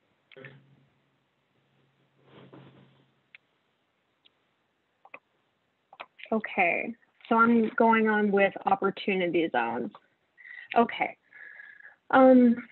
So opportunity zones are economically distressed communities. So this was HUD and the Department of Treasury's solution to urban blight, those vacant lots, abandoned buildings, and substandard housing.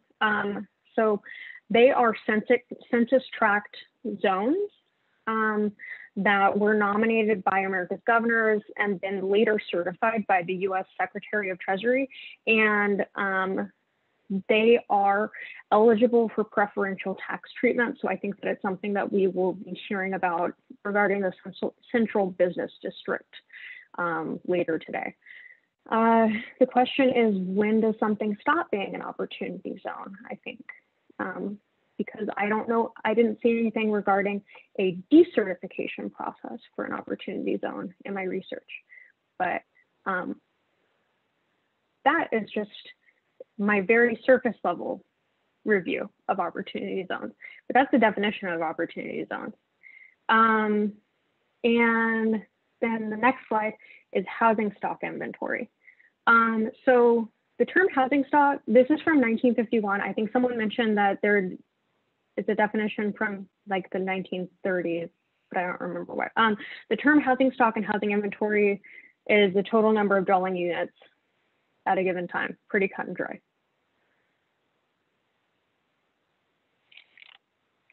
Affordable housing, as we mentioned before, is keeping housing costs below 30% of income, and it's so that people can have enough money to pay for non-discretionary costs. So have a disposable income. encourage that policymakers consider that. Workforce housing is housing defined as people earning between 60 and 100% of area median income. And then permanent and supportive housing. So in housing categories, there's transitional housing, a bunch of other different category types. Permanent and supportive housing is what most people working in housing are hoping to acquire for the people who are seeking housing supports. And that can look like a bunch of different things. The most permanent and supportive housing considered a housing choice voucher, or home ownership. And permanent supportive housing, though, usually has supportive services to assist a person with a disability, family, a household, or a child in that household. And then the income levels. I'm gonna wrap this up real soon. So there are kind of 3 different income levels so we saw this in the P-CHIP. So there's the area median income, and that comes from HUD, and that establishes the income limits for program eligibility with like 5-year estimates. And that comes from the American Community Survey. There's the federal poverty guideline, and that comes from the Department of Health and Human Services. And that determines the financial eligibility for federal programs like food stamp benefits, for like hot lunch programs, things like that. And then there's the self-sufficiency standard. That actually is from a project, I think from Washington State, and that's the Center for Women's Welfare. And that is actually budget-based. So it comes from like a single parent household with 2 children, 1 school age, one's I think in preschool. And that budget is based off of the real cost of living and an alternative to the official poverty measure. And that's to meet the basic needs at a minimally adequate level. So low income, this is from the National Low Income Housing Coalition. So there is extremely low income, which is 30% of the area median income. It's very close to 0%, which would be 0 income. Very low income, which is 50% of the area median income. Very low income is between 51% and 80% of area median income. And then middle income, which is the 81% to 100% of area median income. That means that you are able to meet all of your living costs.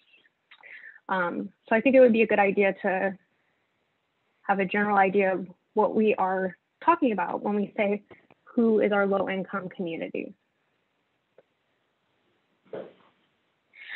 And this is for a 1-person household. This is from the P-CHIP report. So in this image, it shows you the finances of someone who is at the area median income. It's almost $48,000 at the self-sufficiency standard, which is that meeting your base needs. That is a little bit over $20,000. And at the federal poverty guideline, it's a little bit less than $13,000, which is that part-time job as a retail worker that was mentioned before. And it makes mention of that extremely low income, that very low income, and the low income that was in the last slide.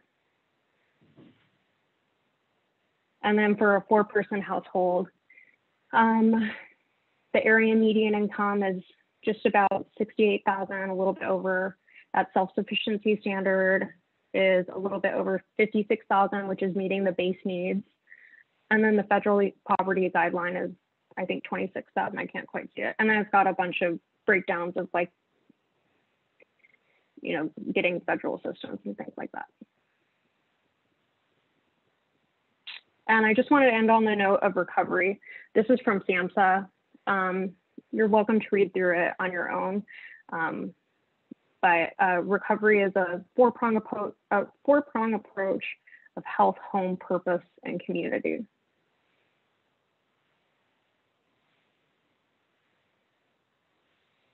I'm curious if anyone else thinks that we should have any specific language that we have.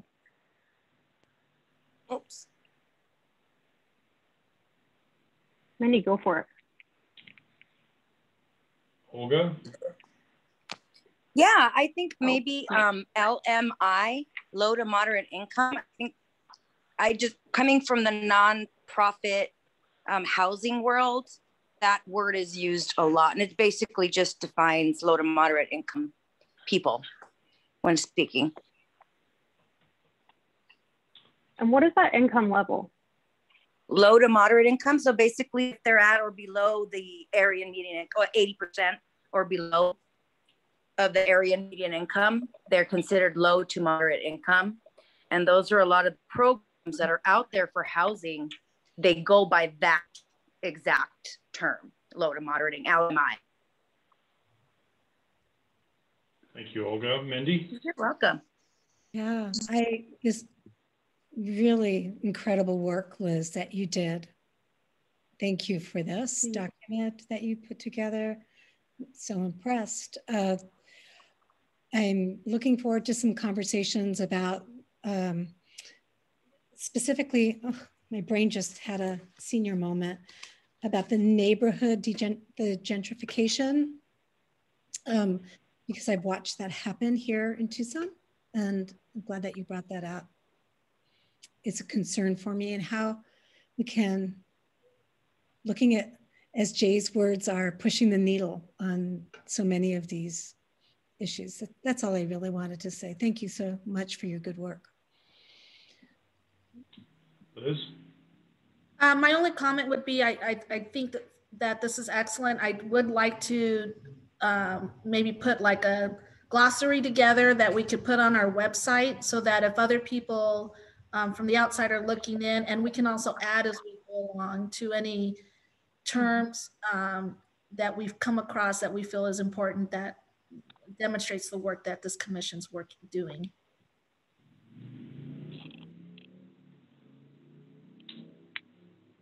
Okay, anybody else? Just me, Jim. Two quick things if I can. And Liz, you may need to correct me on this. The only language I've found relating to Tucson in regards to opportunity zone has to do with the BRT, the Bus Rapid Transit. Is that correct?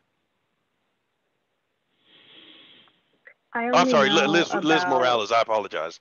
Oh, so Mike, it's actually comes out of a federal tax code on what opportunity zones are.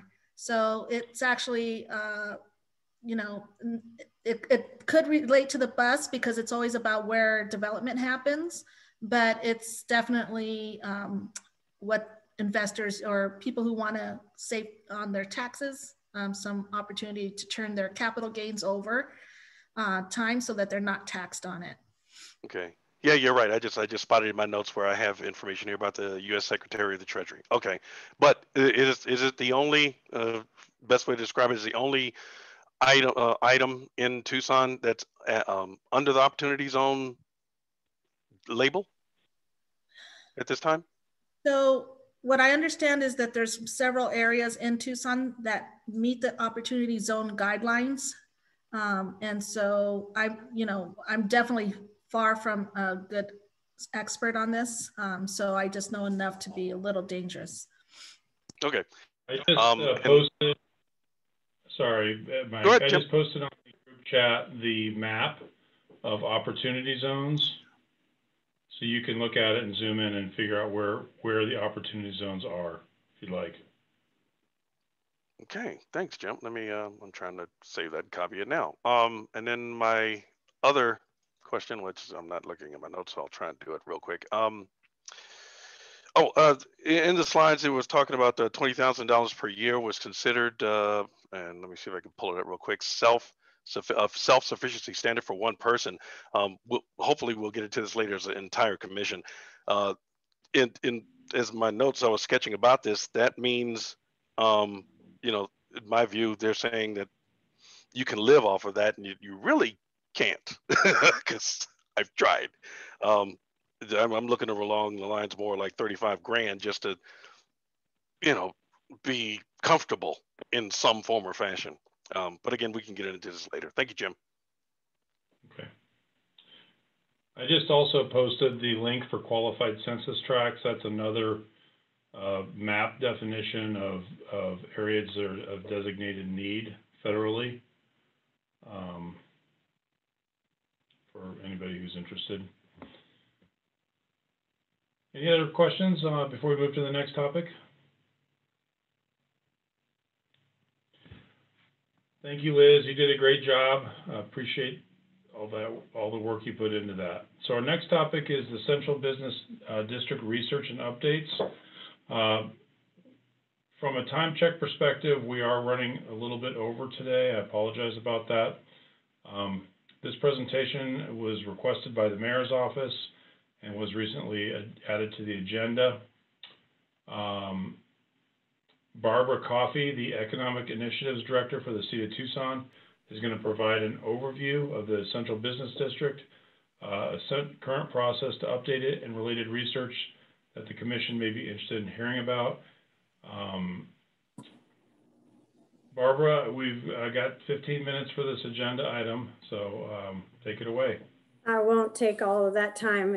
You've had a lot to digest today. Barbara Coffey, thanks. I am the Director of Economic Initiatives for the city, and we have been in the throes of a very healthy conversation around the future of the Central Business District here in Tucson. And like you've heard, many of the topics discussed today somewhat tie in lots of different ways. As a matter of fact, Liz was sharing about some of the definitions that relate to urban blight. And that's exactly what the Central Business District, I will call it, that's what the tool of the Central Business District was created for, was to attract reinvestment to areas to continue to revitalize and enhance, attract investment so that you also increase the overall tax base of the community, which increases the health of the community as well and its economic vitality. So when the state of Arizona created the opportunity for communities to establish a central business district, that's what they were thinking about. There is a tool, so I've pulled on my screen a place where we are housing all of the information that you can go to later and really dig in further, because we won't have the time today to touch on all these things, but the information is available. As a matter of fact, I know on your committee here on the commission, Sharia Jimenez has been involved with us in our community engagement process for the CBD. And we're still working through some of that. And so I'll tell you where we're at today. The map here in red does show you the current Central Business District that was renewed by council in September. It's a funny looking shape, but it was created early on back in 2012 before the state came back and changed some of the requirements, where if you look at communities like Gilbert and Mesa, you might see a more compact rectangle in terms of their district, but we were grandfathered in, but we still have some constraints about how that shape looks in terms of what can be included. What it basically does is it allows for us to use one particular tool that we call the GPLET, or the Government Property Lease Excise Tax Program. And that is in order to attract investment. The idea that taking, as Liz mentioned, some of these vacant lots or underutilized and abandoned properties and transitioning them into better performing and desirable development. And so the requirement on the part of the developer, though, is to take that property and increase the value by what they put there by at least 100%. So that allows then the city inside the Central Business District to take to offer up an 8-year tax abatement in exchange for basically encouraging and creating that investment. So again, there's lots of pros and cons about how this has occurred and and if it's a good thing or a bad thing. What I can tell you is it is just an economic development tool, and that's how it impacts sort of my world in terms of dealing with business development and attracting investment. So the community meeting process to discuss all of this, we had in January 7 meetings, and you can see here kind of the number of attendees and the type of activity. It was facilitator led, and we had lots of good conversation around you know, what is the future of the Central Business District? Where have we been and where do we need to go? And we still have some work to do to bring back some recommendations to council. And in concert with that, we had a research project that went on with the University of Arizona's Dr. Gary Paivo, who also took a deeper dive into the impacts of GPLET, as I mentioned, on the projects that we currently have in Tucson, the impacts of those projects on our impacted neighborhoods and the Central Business District. But I'm just sharing with you some of the information that, again, came out of the community engagement. We talked about the opportunity, but we also talked about the challenges. And so you see here all these words that now are very familiar with to you after hearing Liz's comments just a few minutes ago. We did a survey as part of this engagement process to try to get people thinking about what it is they would like to see, where areas of the central core in Tucson that might need some emphasis or focus. And we saw some interesting results. More than 700 people did participate in the survey, and we received almost that many written comments in addition to the survey questions being answered. And I just would highlight a couple of things that we learned. But basically, strong support for the need for affordable housing. So again, where you are concerned and where this body, I think, is very much focused, noted that housing is definitely an important topic, and the variety of housing options. And again, as we talked about just a few moments ago, the pricing opportunities and having affordability is critical. Having the diversity is critical. So there was consensus there. What we talked about, though, is how we can create more and invite more responsible development if we were to use the tools like the GPLET in the Central Business District. And people agreed that they want to preserve historic places and adaptively reuse buildings and protect legacy businesses and encourage the maintenance of the charm and uniqueness of our neighborhoods and our community. And so all of those things rose to the top in the feedback that we received, including the idea that, you know, they could see that there'd been a lot of investment in the core area, Congress and Broadway corridor, and that some other areas were also still in need. Think about Miracle Mile and the what we call the Thrive in the 05 area. I know many of you here are also involved in that effort. Think about areas, I call it Millville, but down the warehouse district, things that could change and create opportunity for jobs and investment. Think about North 4th Avenue came up in the conversation, and I-10 frontage. And so these are areas that would begin to become opportunities if we should continue to go to work in the Central Business District. I point out a few folks, again, you see familiar faces here that we call our bridge builders. They helped us with this conversation. They're still working with us as we continue to move through this process. I'll put this link in your chat, so it won't take up much more of your time. You could read the full synopsis of what Dr. Paivo has shared. And just to give you the highlights, because these are things that you've already begun to talk about, there's this concern about gentrification. There's a concern about displacement. And one thing that Dr. Paivo's research showed us or illustrated in terms of what he found is that there, you know, certainly gentrification occurs, but in terms of our Central Business District, gentrification doesn't always happen with displacement. It can occur without displacement. And one notable comment that he's made is GPLET, in terms of how Tucson has used it, has had a very small role in the process, in that gentrification process to date, but it could play a stronger role a larger role in the solution. And so it's going back to these recommendations that we're going to bring back to council that are going to relate to how we can, if we use the term incentivize, if we're going to work with a tool or an incentive to attract investment, how do we do it responsibly? How do we do it so that we get the intended outcomes that are beneficial for us, that again address things like you're talking about, equity, opportunity, and create positive impact where possible. So with that, I'll stop my screen share, and you know, that just gives you the highlights, but I encourage you to keep looking in on us. I'll put this link in the chat, and then we will be back with Mayor and Council we're planning on April 20th to have some further recommendations for implementation on taking all of this research and engagement and feedback and putting it into action for a better future for our Central Business District. So thank you very much, Jim. Thank you. Any questions for Barbara?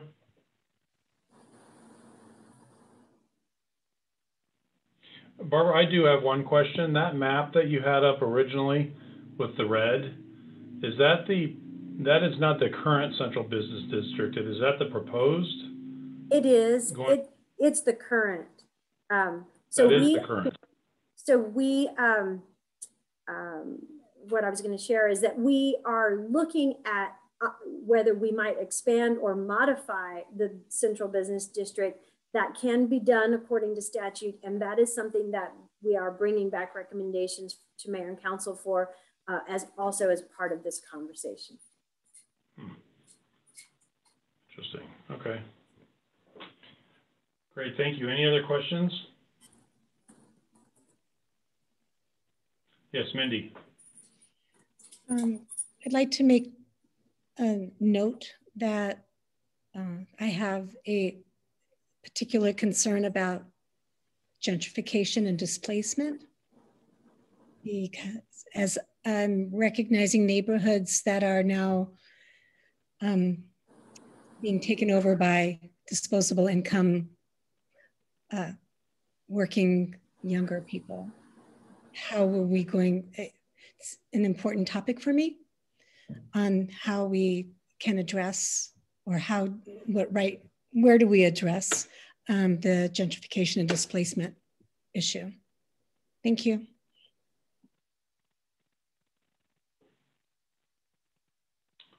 Any other comments or questions? Yes, Liz. Yeah, so I know that displacement is not a concern right now. And I don't want for us to wait for displacement to be happening for it to be addressed.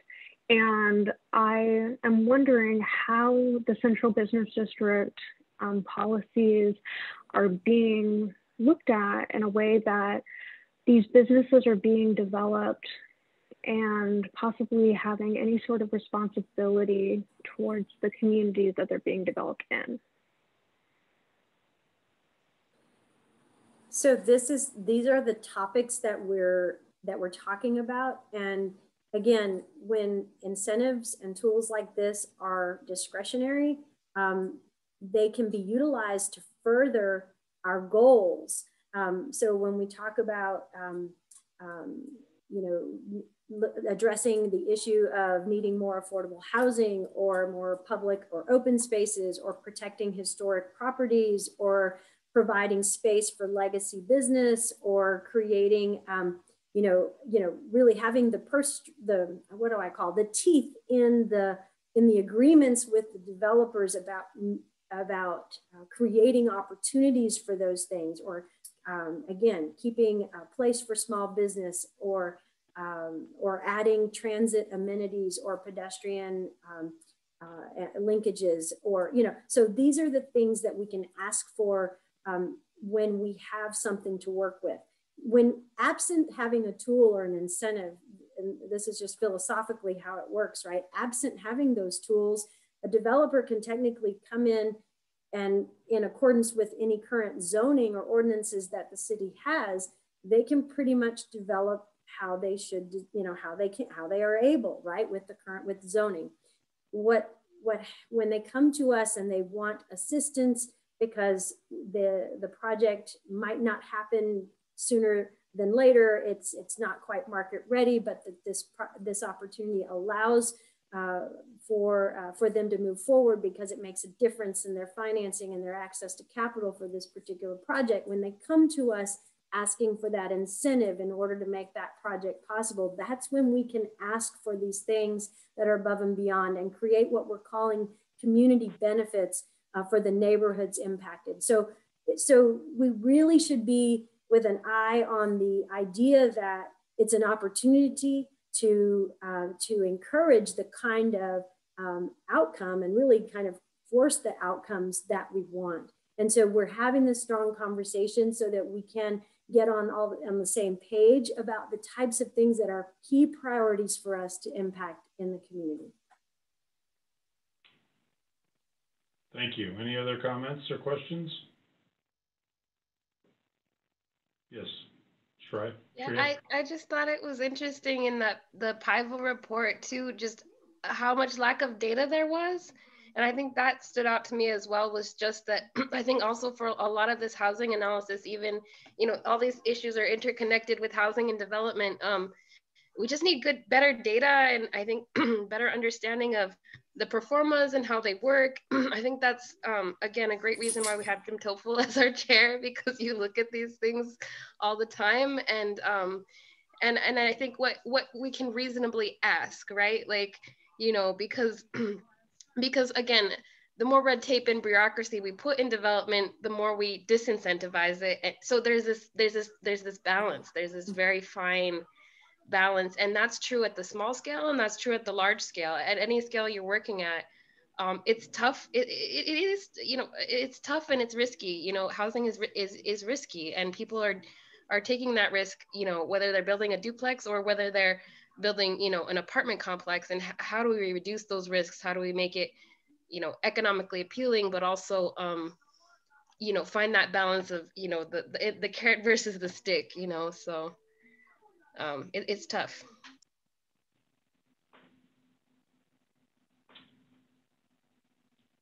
Anybody else?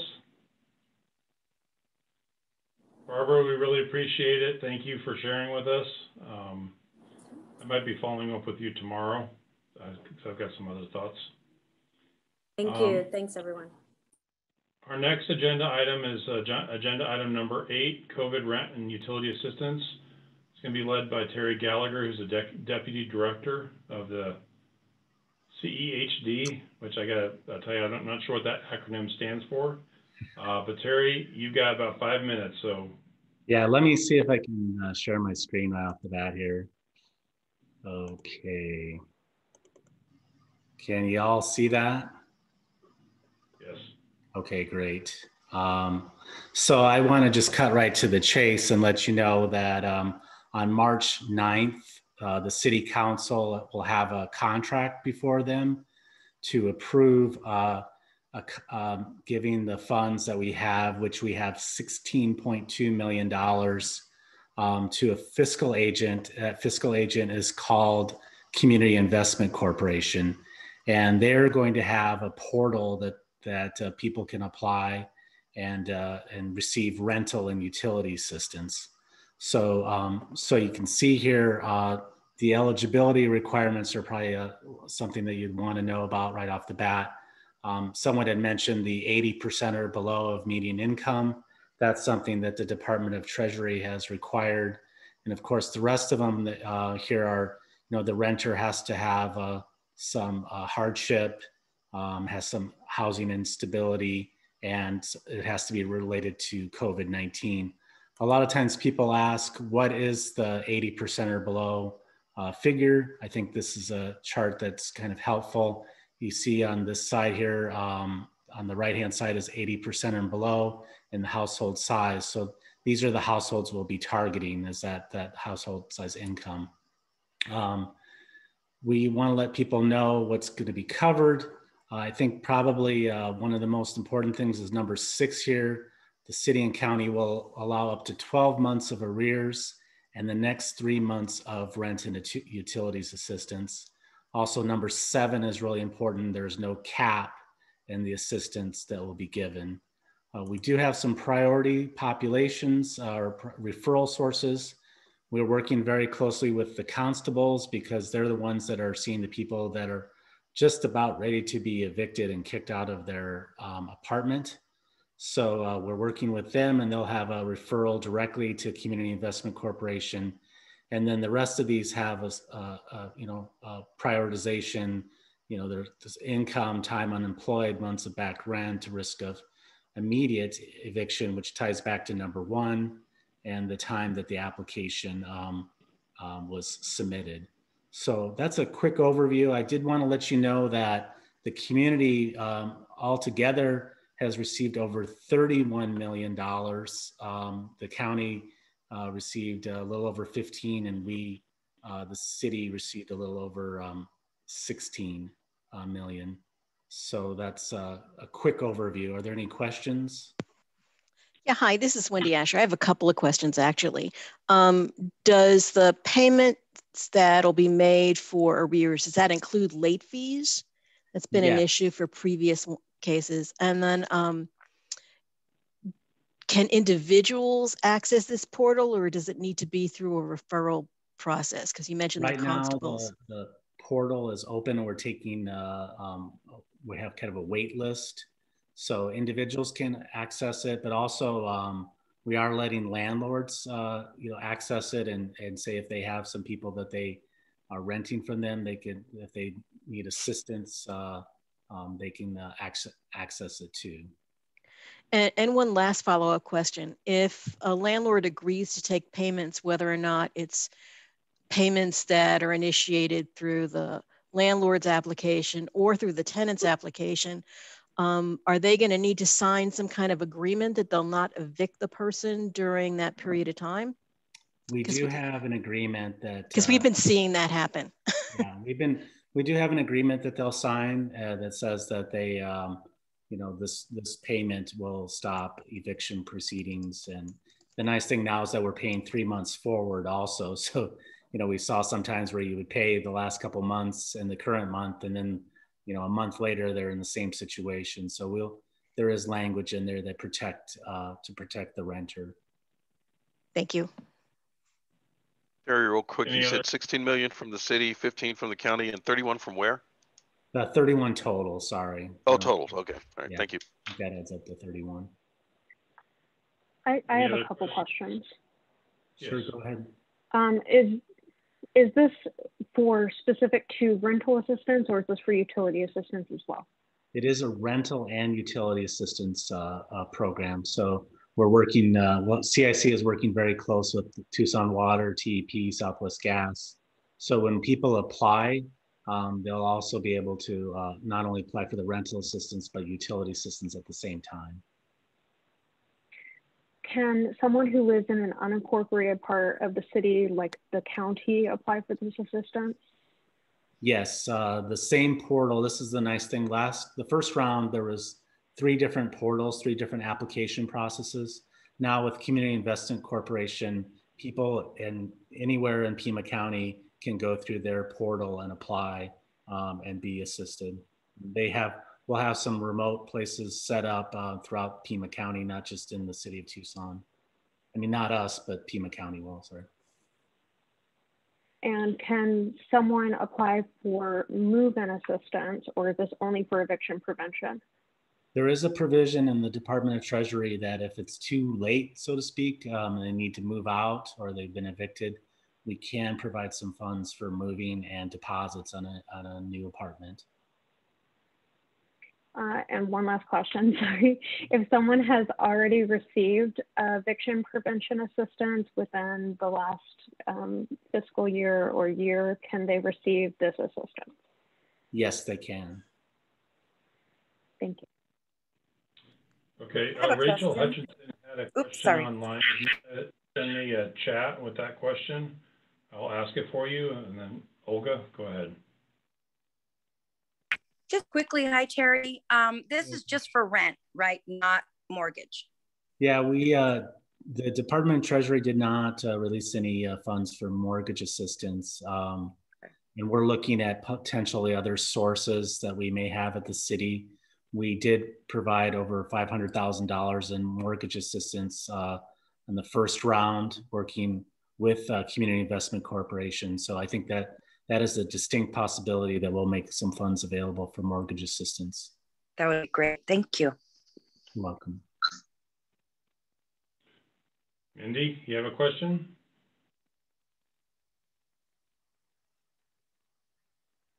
Okay, anybody else? Terry, thank you for the update. Appreciate it. Thank you very much. Okay, our next agenda item, which is our last agenda item, our next steps. First thing is our next meeting conflicts with the mayor and council meeting. So we would like to do a regular standing meeting that is not on a Tuesday, or can be alternate weeks from the mayor and council meeting. So for example, next month, if the first Tuesday is a mayor and council, we would meet on the second Tuesday of the month. So I'd like to open that up for discussion. I know that there was a couple individuals that could not make Monday's work. Is it best for this group to alternate first Tuesday that is not a mayor and council meeting? Depends on how late it is. And the only reason I say that is because the particular Tuesday we're talking about coming up falls on a day when there's a food distribution I'm involved with. Okay. And Jim, just to make sure everybody's clear, so the first Tuesday of April is April 6th. So that's the mayor and council day. So the second Tuesday of April is April 13th. Correct.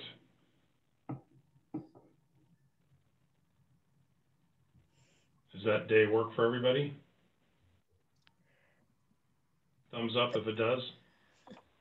So that works for me. I prefer that we not bounce the time around because it makes it just harder for me to plan in advance around other things. So if our meeting is going to have a regular conflict with the mayor and council, who I assume are not going to accommodate us, that we should, if we can pick a particular Tuesday of the month that works for our group, rather than bouncing it around, that would be preferable for me. I think the mayor and council meetings are every 2 weeks, so there's not one Tuesday that will always work. So we could say it's the first Tuesday of the month where there's not a mayor and council meeting, and we can publish that date schedule. Mindy? It comes to another question for me is meeting once a month or meeting bi-monthly? I mean, if we're going to move the needle, I wonder if a once a month is sufficient. And perhaps this could be a discussion for our next meeting. Let me ask then, do we have enough work ahead of us to meet more than once a month? Well, and that was going to be my question as we kind of end the meeting tonight. I guess I'm feeling a little bit confused as to what our work is and what our charge is. I know we've had 2 meetings and obviously we need to get our feet on the ground and Robert's rules and all that stuff. But, you know, are we going to get specific direction from mayor and council or from, you know, city staff or what? Because I feel like, you know, there's a lot that's been put before us, but very little in terms of kind of what to do with that at this point. So what does that look like moving forward? I think I can jump in and just say that your charge is what we went through in the first week. And so developing the meeting topics and what do you want to focus on first is up to this commission. I think there was some desire to set some foundational type things and then of course bring in some city initiatives as we did tonight to share with you so you're informed. But I do think there needs to come to a point to say, what do we want to work on first as a commission based on what the roles and responsibilities and the charges that were given to us from mayor and council. So question is, yeah, what do we want to work on? So good question. Thank you. So before we hit the agenda item, let's go back to our next meeting date and time. So does April 16th, do we need to put it up for vote for our next meeting to be April 16th? Is there anybody, I guess, that objects to that date? Jim, you know the 16th is a Friday, right? Yeah, the Tuesday is the 13th. April 13th. April 13th. April 13th. April 13th does not work for anybody. At 4 p.m.? Yes, 4 p.m. Let me check my calendar, please. Does anybody celebrate Ramadan? Oh, I see what you're saying. Yeah, it's not that. It has to do with the wireless thing. I can make it 4 o'clock. Yeah, I'll make it work. This is okay. Tuesday. This is Lori. I will be out of town, but I understand that we can't necessarily plan around everybody. Okay. Okay, so we'll have our next meeting on April 13th at 4 p.m. Which brings us to our final item, which is items for future agendas or for our next meeting. So one thing that we had discussed about for today, and we decided to table till next month, is doing an Affordable Housing Finance 101 session. Joan Service with the Arizona Housing Coalition could talk about how most affordable housing projects are currently being funded and what is currently happening. There's a couple of bills currently being reviewed at the state level that would potentially provide an additional source of funding or supplemental funding for new projects. And so I've talked to Joan. She is willing to do that. Corin, did you want to, is Corin still with us? Yes, I am here. Were you interested in doing a presentation on the accessory dwelling units?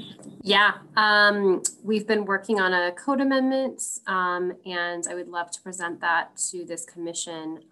It's a way of creating more affordable and senior housing in the city, and it's a potential change to our zoning code.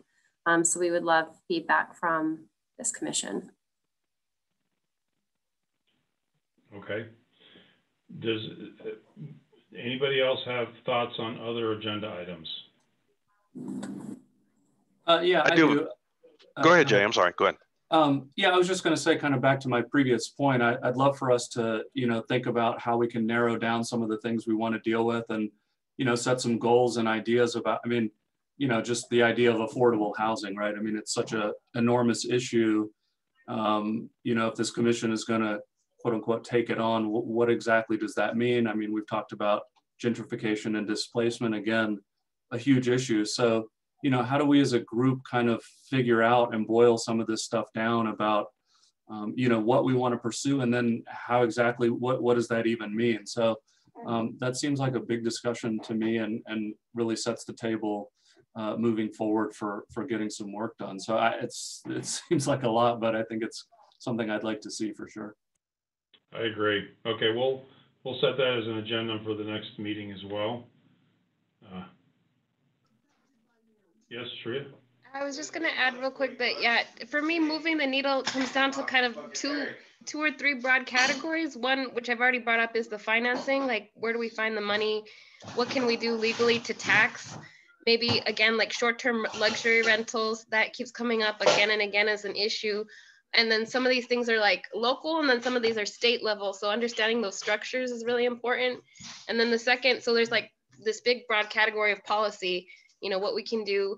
And then financing, I think hand in hand with that is either tax structures or incentive programs, tax incentive programs, and understanding these financing mechanisms. So I think, yeah, starting with work that's already being done or in the near future is a great place to start. So I think the idea of Joan coming in is great. But I think that those are kind of two big, broad categories we need to be constantly at the forefront, because I don't see us moving the needle on these things without looking at those kind of big buckets. Mike? Yeah, thanks, Jim. Quick question, Liz Morales. Should we, as a commission, get some kind of presentation or update or information in regards to, and if I understand this correctly from what I've overheard, we're going to be opening up Section 8 or something in about 60 days, maybe? So we're not opening up Section 8. Our first wait list will be opening up is probably Tucson House. 60 days is probably a little bit ambitious, but we definitely need to start doing some planning and outreach around that, because we want to make sure that before we even open, that the community has good information and access to that wait list. So Section 8 could be down the road later this year. So when we get closer to that, we will definitely be coming to the commission.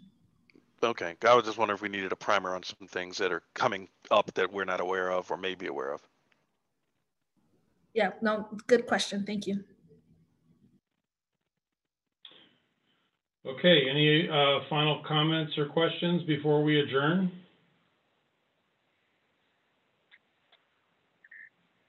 I move to adjourn. Okay.